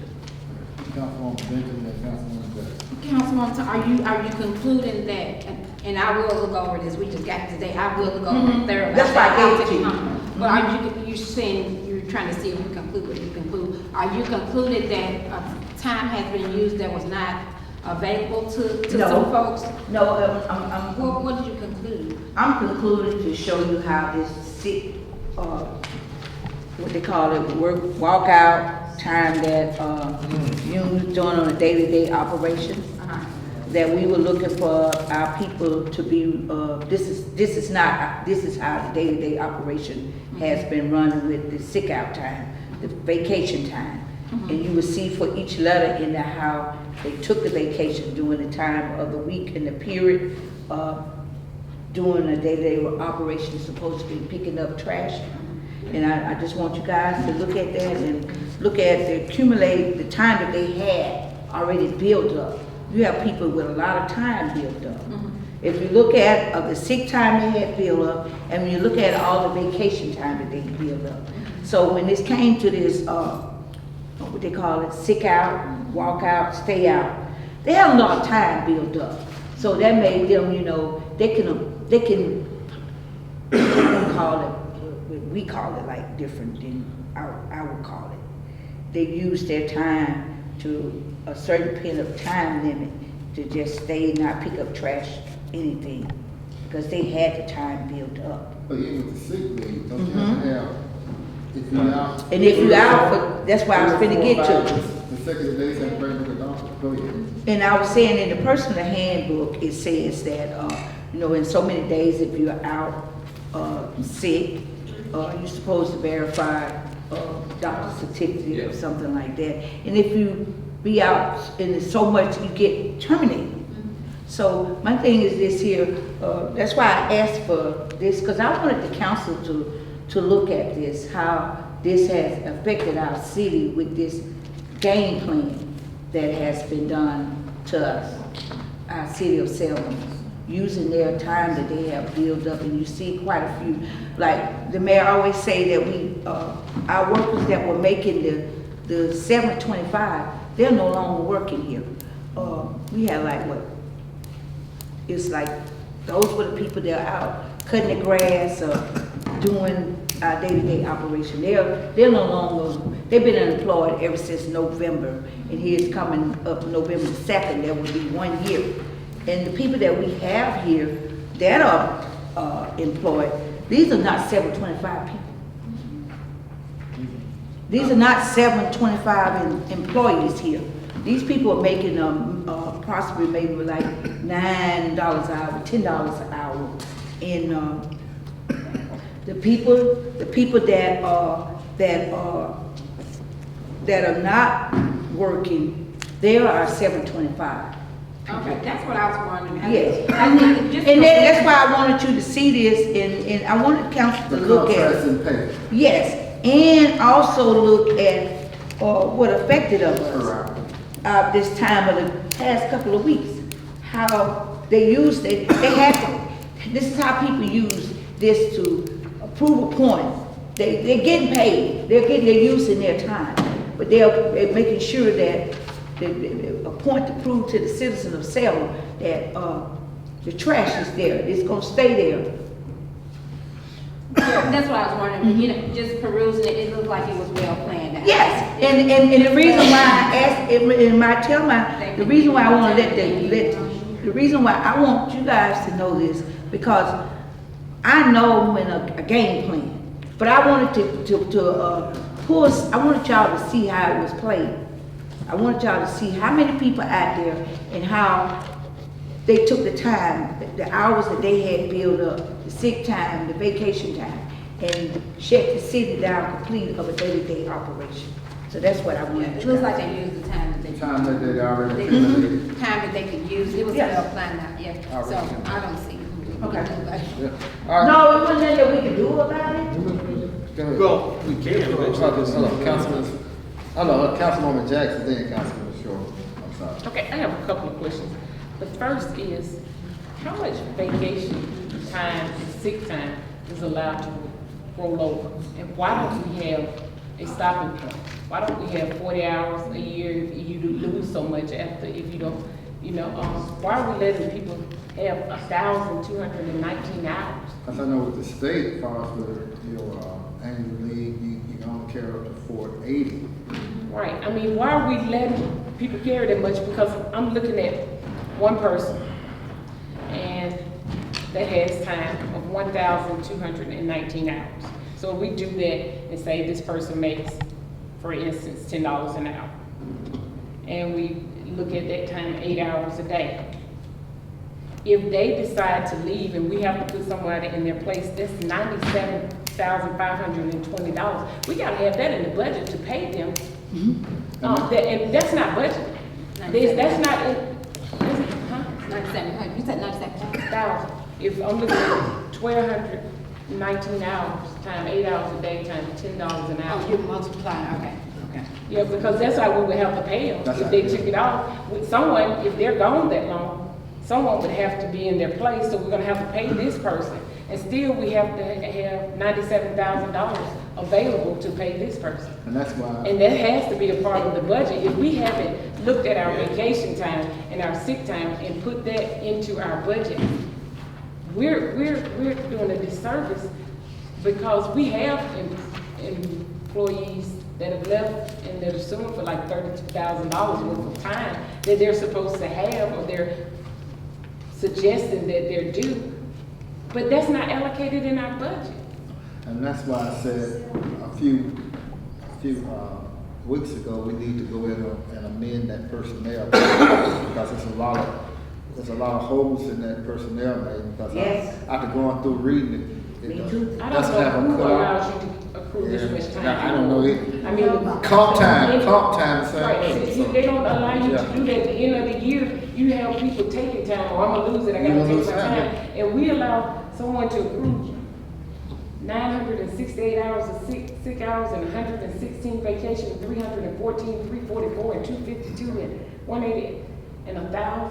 They need to be. Because like with 480, if you have 560 hours, and you can only carry over 480, and if you don't, use that time, that's time lost. Well, I mean, we need to have it, seeing as though we understand the restraints of our budget. If this grand total These, I just, can I say something? These are employees that have been working for the city I don't- a long time, that, I think Councilman Short had to say something. well, Go ahead, that was go my ahead. that was my first statement. The second one is, we have someone that's on page, if you look at the 925 to 10-1, 1, 2, 3, 4, just at a glance, that is saying they worked a total hours of 40, but they got beat down for vacation for 3. So their total hours of work should be actually be 16, so we want to make sure that they're not What page is that, Kathy? 5, 6, 1, 2, 3, 4, page 4. It's 10-2 through 10-8. At the very bottom, if you see VVV 88, and it says total hours worked 40, and it's been signed off, no one caught that. That needs to be amended because they didn't actually work 40 hours that week. So we're probably paying them for hours that they didn't work. And secondly,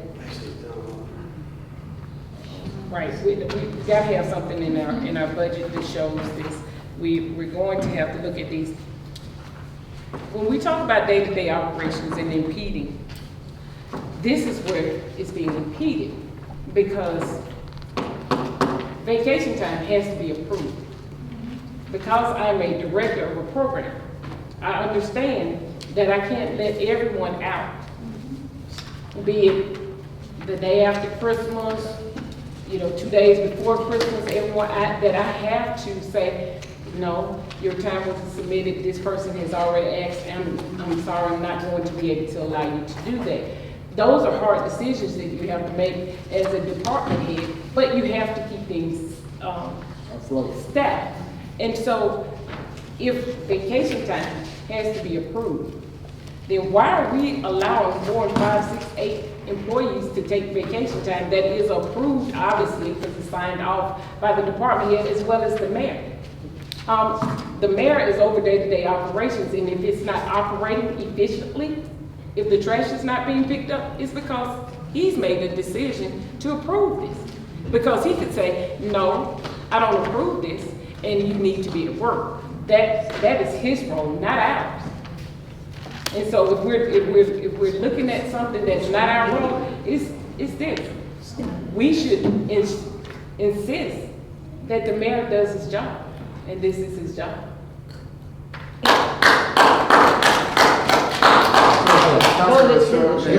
It was recommended, and you guys know by who, that this council needs to assemble those workers and find out what is the problem. That's right. This council has not even addressed this so-called sick out, this walkout. We need those employees before us so that they can explain to us what is the problem. It has created a problem to the city. This council needs to know why this happened. And all we're gonna find out, we gotta have a meeting specifically for them to come and tell us what is the problem. And you all know who recommended that. You all know what attorney recommended that we need to get to the bottom of this problem, and that we should have a meeting to find out what is the problem. Councilwoman Thomas. President Bowie, that's why I have my reason. This is why I brought this report, because there's a lot of, and you only have 1, 2, 3, 4, 5, 6, 7, 8, 9, 10, 11. You might have about 11 employees work for the whole entire public work service. 11. And we don't run day-to-day operation. And you let 11 employees in public work shut the whole day-to-day operation down for, we don't have, what we are paying leases for trash trucks. We have 5 trash trucks. Not one has been out in the city to pick up any trash off the street. Now, I agree with Councilman LaShaw, hearing all the whole body, not one by one, bring all of them, because neither one of them can say that they are making $7.25. Neither one of these guys can say they're making $7.25. But they must learn the way a budget is operated. In order for to get your raise, you have to go through the procedures. We just can't jump up and say, give so-and-so a raise. But so-and-so have to know if so-and-so is a licensed, certified, qualified to get a raise. We're not just giving raise just because you get a raise. But a lot of these people, they are not 725. And if they want more raise, they need to come before us and let us look at your job classification. What are you certified? Are you a certified trash? You know, you're a CDL. Do you have a CDL license to drive a trash truck for the city of Selma, like they do? We pay our garbage. We need to find out if these people. We need to hear from them, and we need to ask them some questions. So, you know, and we'll know where we're going. All right. Councilwoman Jackson. Okay, so I'm looking at this approved balance report, and if you look at the bottom, it shows grand total for sick time, 4,739 and 2,062. That's in one department. And I'm just, now maybe my math is off, 4,739 times 8 hours a day, times a minimum $10 an hour. $379,000 that we need to be budgeted, put in our budget, just in case they walk out from now to next year with all this vacation time, and we have to have someone else to come in. This 370, am I off? Is my math off? No. $379,000, and he brings us, the mayor, the executive office, brings us a proposed budget that doesn't include this. That must include this, because this is an expense that we've already incurred, because we said that you have a right to this. And it hasn't been, and then he wants to say that we're not doing our duty because we want to take time to look at this budget, give it the attention that it needs. Yeah, because he's failed to put this in. Failed to put fire insurance in, and other items. I mean, come on. And that's just the sick time. I haven't even allocated. That's $300,000 in sick time. I haven't even allocated. And this is one department. What about the police department? We may be bankrupt if we look at how much vacation time that we have and sick time that we have across the board. We need to look at this and revamp this system immediately, because, I mean, we just may be bankrupt. That's why I've been advocating about that personnel thing, because one of the things, I'll leave it alone. Councilwoman. Okay, all right, I'm gonna leave, I'm on my next item. Go ahead. You want to say something? No, next item. Okay, I'm on my next item. And my next item is dealing with this software. President Bowie, we have had the fire department, we have had the police department. Do you know that the system has not been up yet over there? You can't get anything in, they're still doing the police report. The system we can't run a city where the police department software system isn't up yet.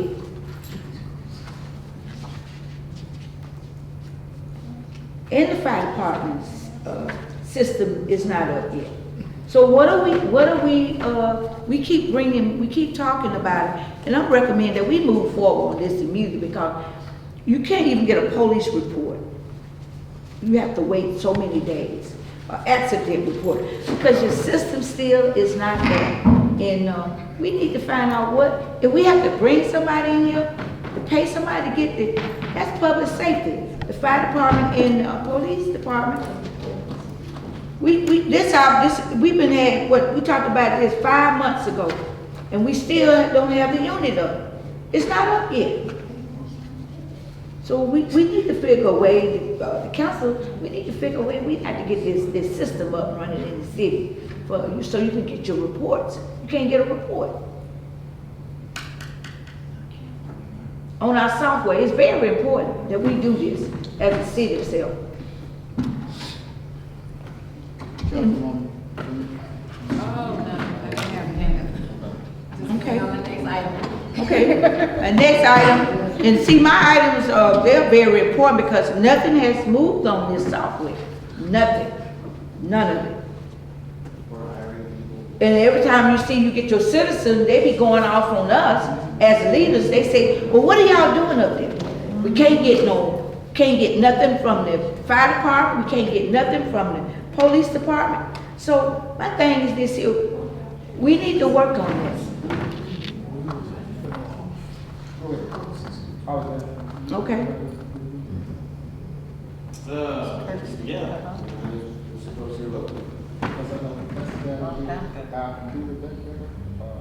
What's the name? Yeah, over there on Silver Farm. Highland Avenue. Yeah, okay. Well, and there's also CDNS, Computer Network Services in town. Probably some individual guys that are pretty good at it too, get the experience. Maybe we just get with Councilman Pauline to see. Or just look them up on the phone, Look call them them, up on the don't phone, come through me, call them. Uh-huh. Okay. So that's what I'm saying, maybe, But access is the issue. okay. Yeah. Well, the citizens are tied to an answer because they keep asking and they get, and Okay, they, just ask them that, okay. okay.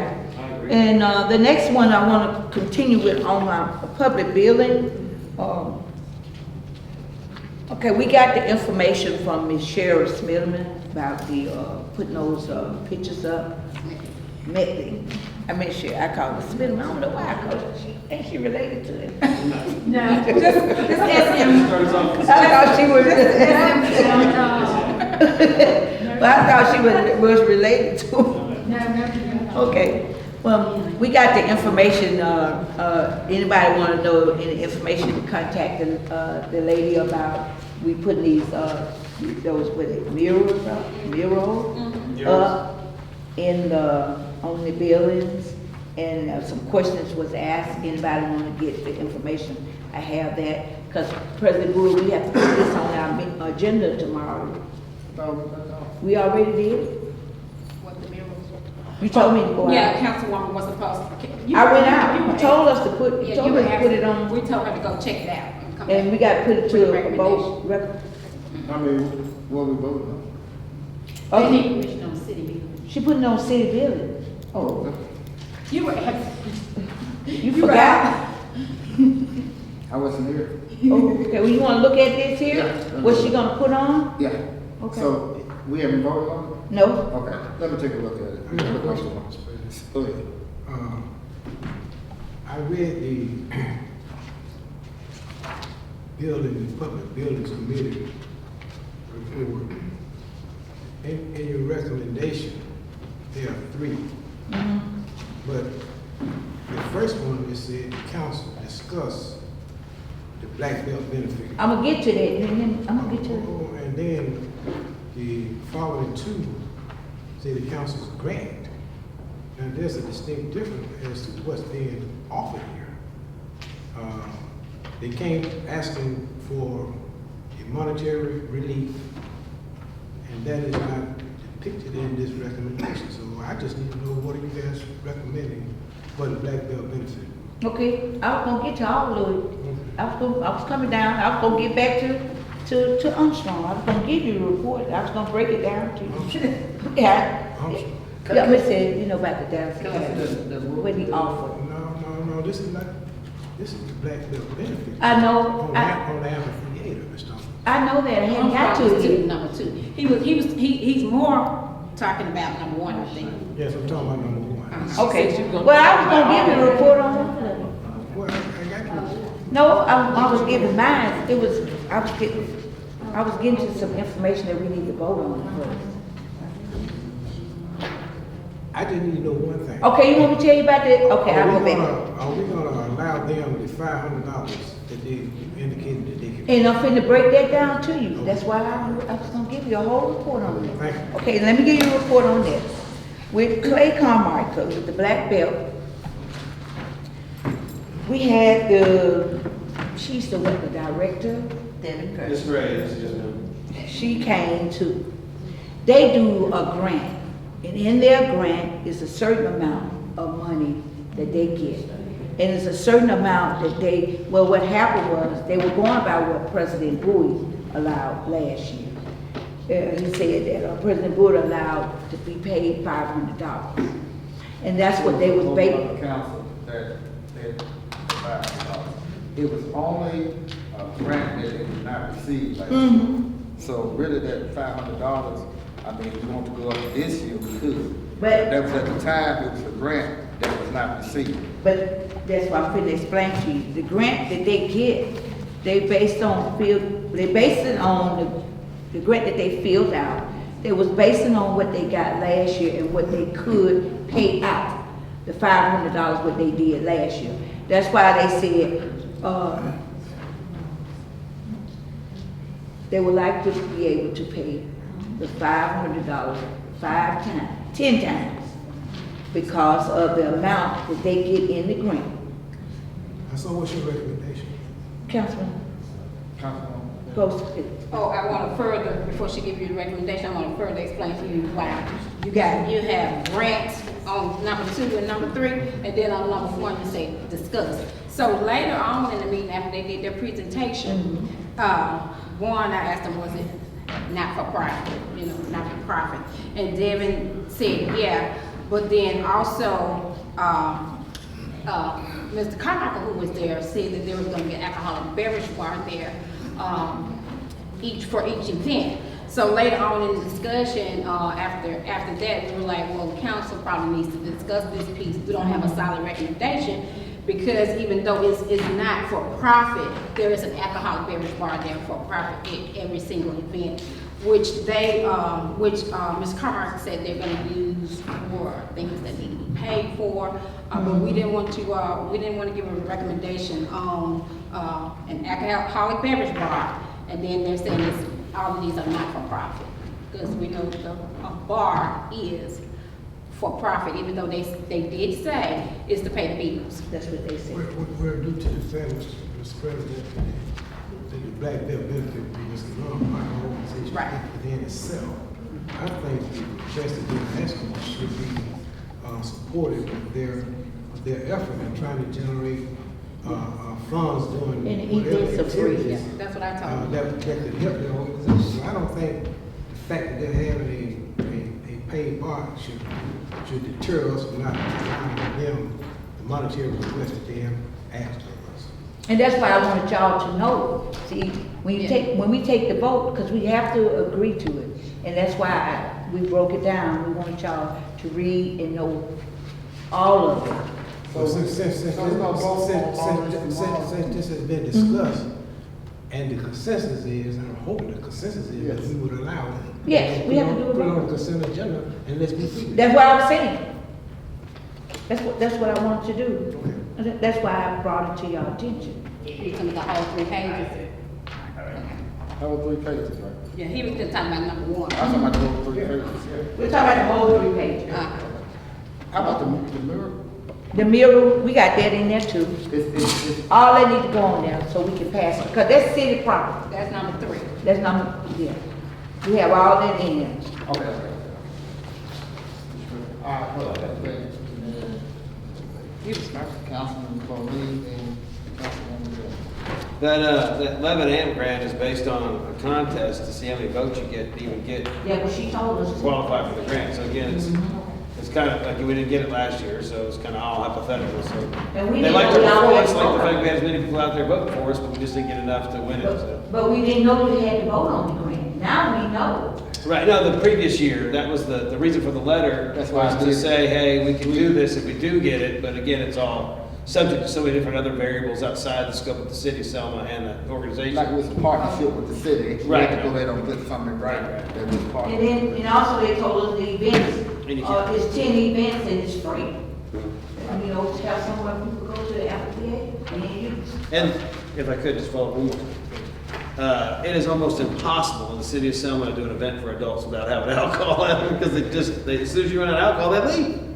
So I've seen enough, I've been working nonprofit events like most of us have for years, and when you run out of beer, they go. Councilwoman Jackson. I try to tell people that. It's true, though, I think it's 100% true, don't you? They call it a party though. That's right. So you agree with me then? Yes, I Councilwoman agree. Jackson. Does anybody disagree with that? I don't think we should. Councilwoman Jackson. I just hypothetically, if they do receive them, I would just like to make sure that we put on there, that we give them at that cost, but they need to have some type of liability They always insurance. have, They, ABC license, liability insurance is carried through the PK. Yeah, I know they have ABC license, I just wanted to make sure that they, ABC carries our insurance. okay, yep. And we have an attorney on board, Mr. Reeves. So if anybody leaving, have to come to Advises my us to program. make sure we do everything correctly. Anybody leave and have to come to my program. Yeah, we don't want to go to jail for throwing it that. So basically, Councilwoman, You got one more you need to put on there for a vote. Angie was the other one we didn't type. What was it? It was for an event, Oh, I told you I couldn't type it in a minute, because Okay. that was your afterthought. What was, what we gonna do at the next meeting? what was the subject? It was on an event that someone was having. Oh, a women's celebration, okay. So yeah, we didn't discuss that in the public buildings meeting, but then it came out, so I couldn't type it in her minutes for her.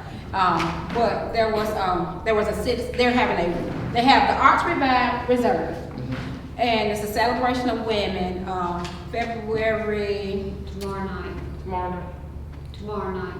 Oh, no, this one is in February. This one is February 29th.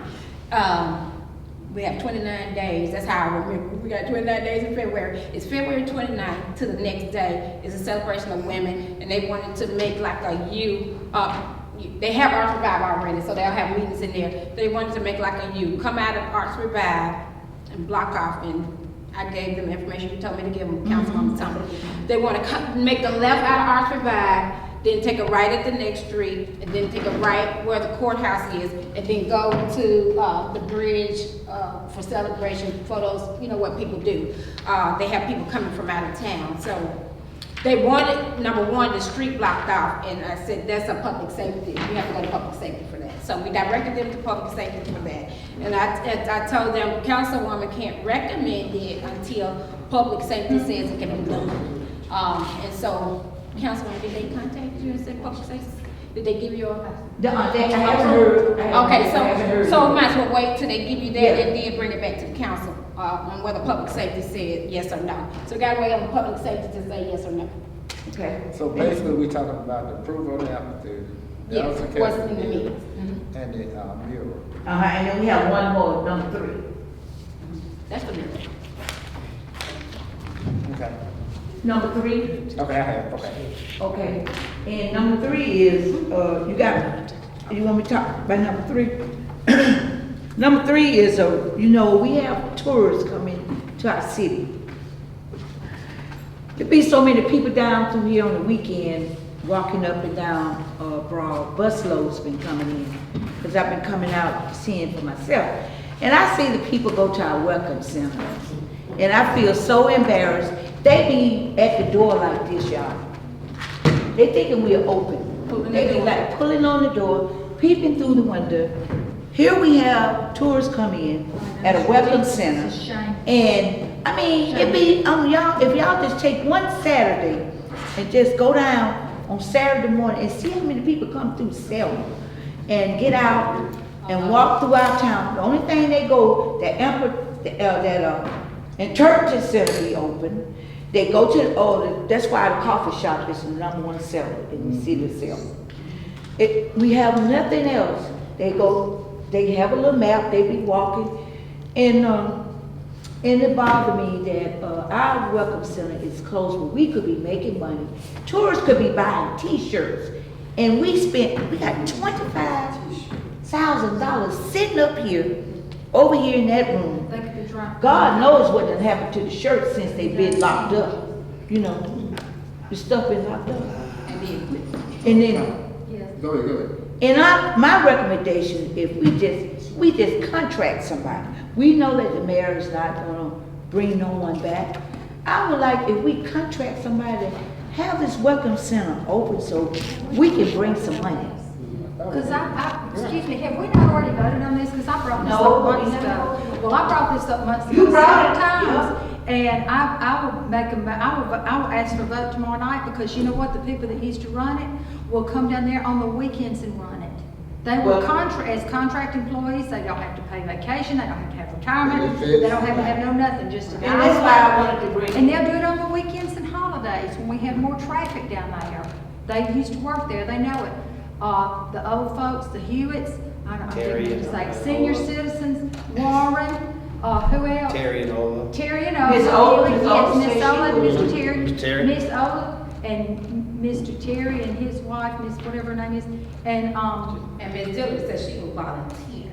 yeah, Miss Dillard's not gonna volunteer nothing, we're gonna pay her. That's right, but she passes out hugs. I love her. Okay, we're gonna move But on to anyway. Councilwoman. Well, I'm just trying to finish up my report, Go ahead. because y'all just say I didn't give you the report, so Sorry. I'm telling you. Okay, so this is what we recommend, as a committee, and I wanted all the councils to know. So we recommend for all what President Bowie put on the agenda for to be voted, Okay, that's to fine. get us a contract for the open the weapons center. Contract, okay. Anything else? No, that's all, I just wanna make sure, oh, yes, I do, here, this right here is very important. What's that? You remember, this is the old contract to the, we said something about, we wanted to get 2 people to help. Y'all remember, y'all said we needed 2 bodies to help, The thing said she needed to. yeah, 2, but it's a stipulation in this. She said if we use I think she said we use the old contract, we would need 4. And she said if we stick with the new, I think she said we would need 2. Because you were saying y'all was concerned about the insurance and I went to Woody office because when we gave the contract, they never had the old, Woody never, so I'm gonna take this tomorrow. They never had their old contract. They never had it. And Graham said he needed to see the old contract, what was in here. They don't have anything on their contract about our buildings, but what we gave them before that we had did in the committee.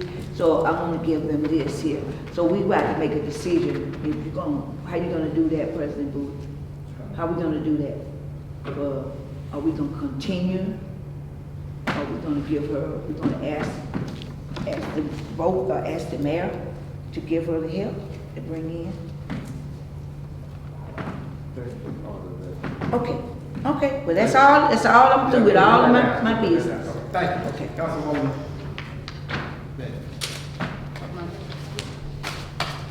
We'll put that, make a note of that for part of that. Okay, that's an announcement for the moment, officer.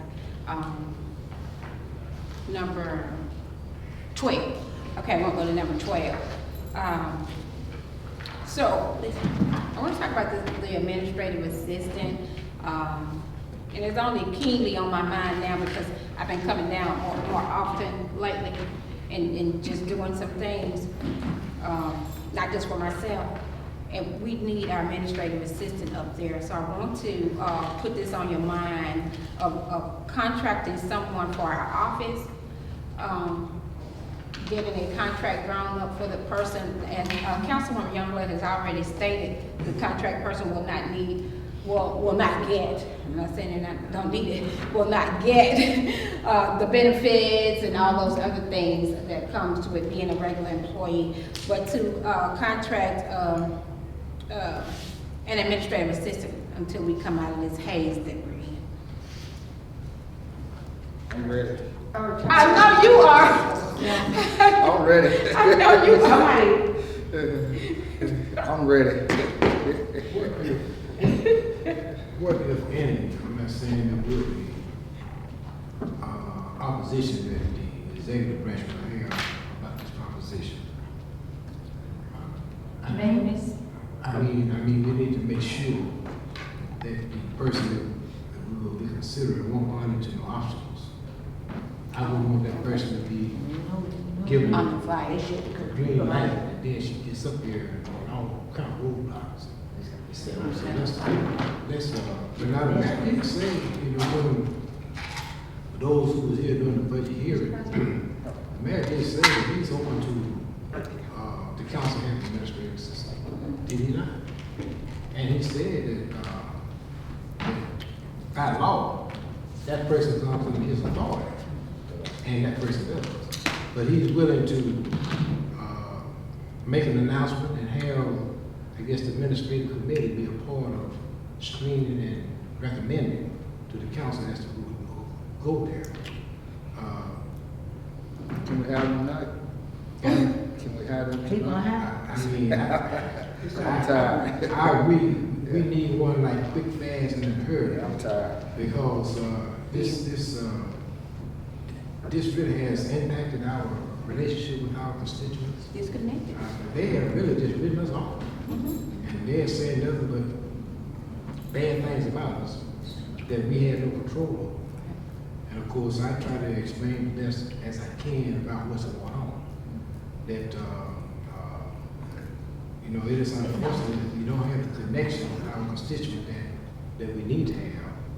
But all in all, we need to find a way to get a person up here that could be the liaison between them and us. So I would hope and pray that in the meeting that you're sitting there with the mayor, it's gonna be clear, Mr. President. Sounds like, get with Just Keep that up tomorrow. broach the subject with him that the need of an administrative assistant is paramount and that the council is considering contracting out with a person. And what if any opposition you have, if any? So I mean, give them a gold star. They need to take it over now. I know you are. Call me You sometime. do. Call We me do all the sometime. time. We keep all our, But our now, Mr. President, I just commend you Yes. for your Herculean effort Yes. in trying to keep the cohesiveness of this council together between our constituent and us. Yes. It's been I know it's been a nightmare for you, but you dealt with it, and I just want to thank you for your effort. Here, here. And I just appreciate all that you have done. Thank you, sir. All right, Councilwoman Jackson. I concur with what Councilman LaSure said. I only ask that we also consider, if we're going to get someone in the council's office, that we look at the clerk's office downstairs. If we're looking at contracting, because it's really, really to the point you can't get things that you're requesting. I'm requesting meeting minutes and additional information to support items that's on the agenda, and we're not able to get those things. So I don't know if there you can do what you're doing currently in the budget, of what the mayor proposed in his budget to have part-time, or if we can have full-time, contract workers, 40-hour contract workers in each position. But I do want to also say that the current budget that we're operating under has both the administrative assistant position in there and the positions for the clerk office. So at any time, our mayor and the executive officer could have sent out the announcement to begin hiring, because it's in the current budget that we're operating under. And so any failures in that position falls on the executive office, because our budget has those items in it. We just pointed out to her, it's in the budget, and we desperately need a administrative assistant. Councilwoman. And also, we need to vote on I have 2 contracts, everything is there.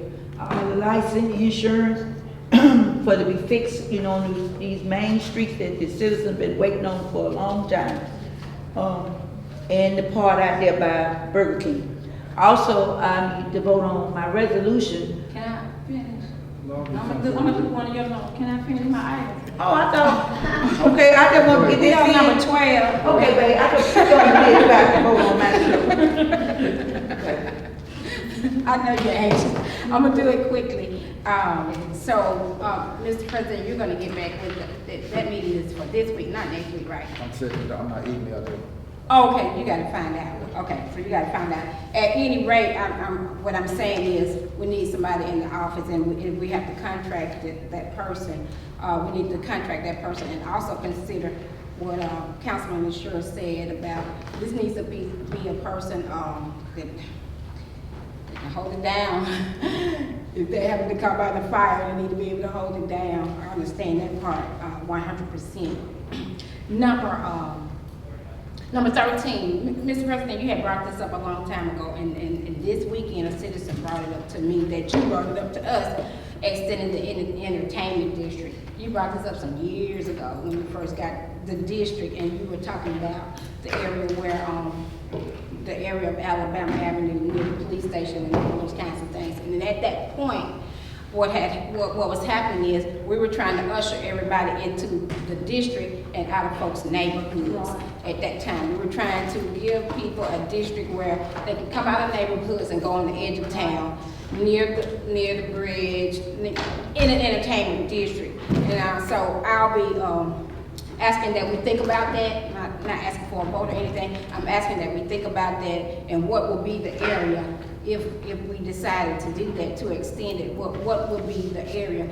Because now, as I'm hearing, we're having some more people now that want to do the little pop-up in the neighborhoods again. And what we need to do is usher everybody and tell everybody when they keep coming to us with these type of things, hey, we have a district for that.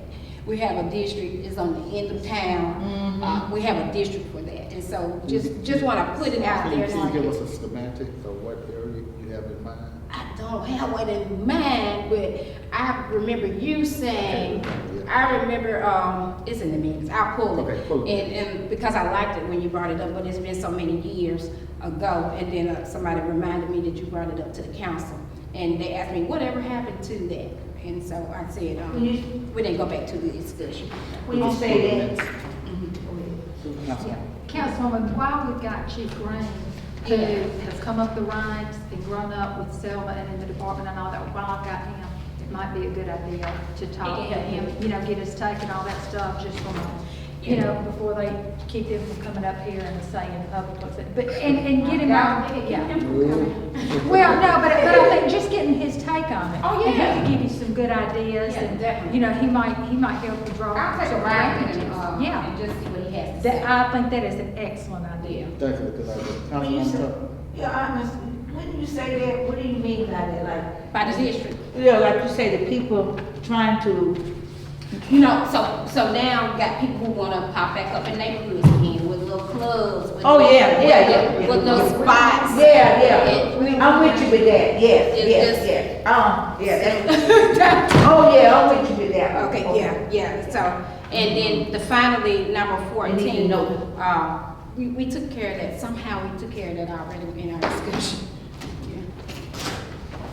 so you're just gonna bring up the contracts for the vote on tomorrow?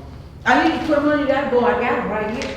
And you need to sign, I got it, about my resolution for my money to go to my ward, and I give out my. Give me that This goes resolution. in then, for my Give me that check, resolution. because I don't wanna miss it. Let's put that, Just tell let's us put- what the header says and we know what we love. What's on the header? So, My volunteer. I put that. volunteer salary, And, my two contracts, right here. These are the areas. a quote from, Woods Construction, and I think he went and make sure he got his, Oh, he got everything. renewal, okay, Woods Construction. What you could do, Councilwoman, before you I get got all of it. contract, And Woods Construction. you can bring that up under your public buildings report. I can Yeah, just- he got everything. I mean, but let me go ahead and put this on the consent Yeah, agenda you here. need to vote that for me. Yeah, And, let's put this on the consent agenda. But with the contracts, you just bring it up in your put it in, okay. public buildings. Okay. Okay. But I need that done right away before they make my payroll check. I was gonna do this tomorrow night. Okay. Oh, yeah, that's coming up. Yeah, Yeah, I need just to take get care this- of that. Yeah. That come out of my Okay. salary. I get this to you. Anything else? Before we go, Mr. President, I would like you to seriously look at the dates. Send out a clarity call to those. That's gonna be part of that exploratory. That's gonna be part of all that's gonna be. All that. But I'm gonna give an outline, give a itinerary to all the councilmen moving on this stuff, and also that's gonna be part of it. Move for you. All right, thank you. I second that. Hey, Second that motion. Y'all didn't sign up for the radio thing. I will have a schedule tomorrow night for everybody, 105 Selma University Radio Fund. November 2nd. November 2nd, I'm 9:30 call. gonna take the schedule to Council Lady Bennett, but she's gonna I'm have. 9:30. Hold up, Susan, I got your shirt. Okay, and I've got your phone. Jamie, you do an album for me, Prince's birthday, November 1st. Oh, yeah, that's my ward, I got them, I'm gonna do it, cause they got the children got to come over there, they gonna have, market, the bouncers and everything on the set. He'll be. Same day we go to the radio, they got big. I'm gonna be at the radio or it's gonna be the Radio. Oh, so they're not gonna come on site. Thank you. They're gonna do it. That way, They're not gonna come on site. No, no, no.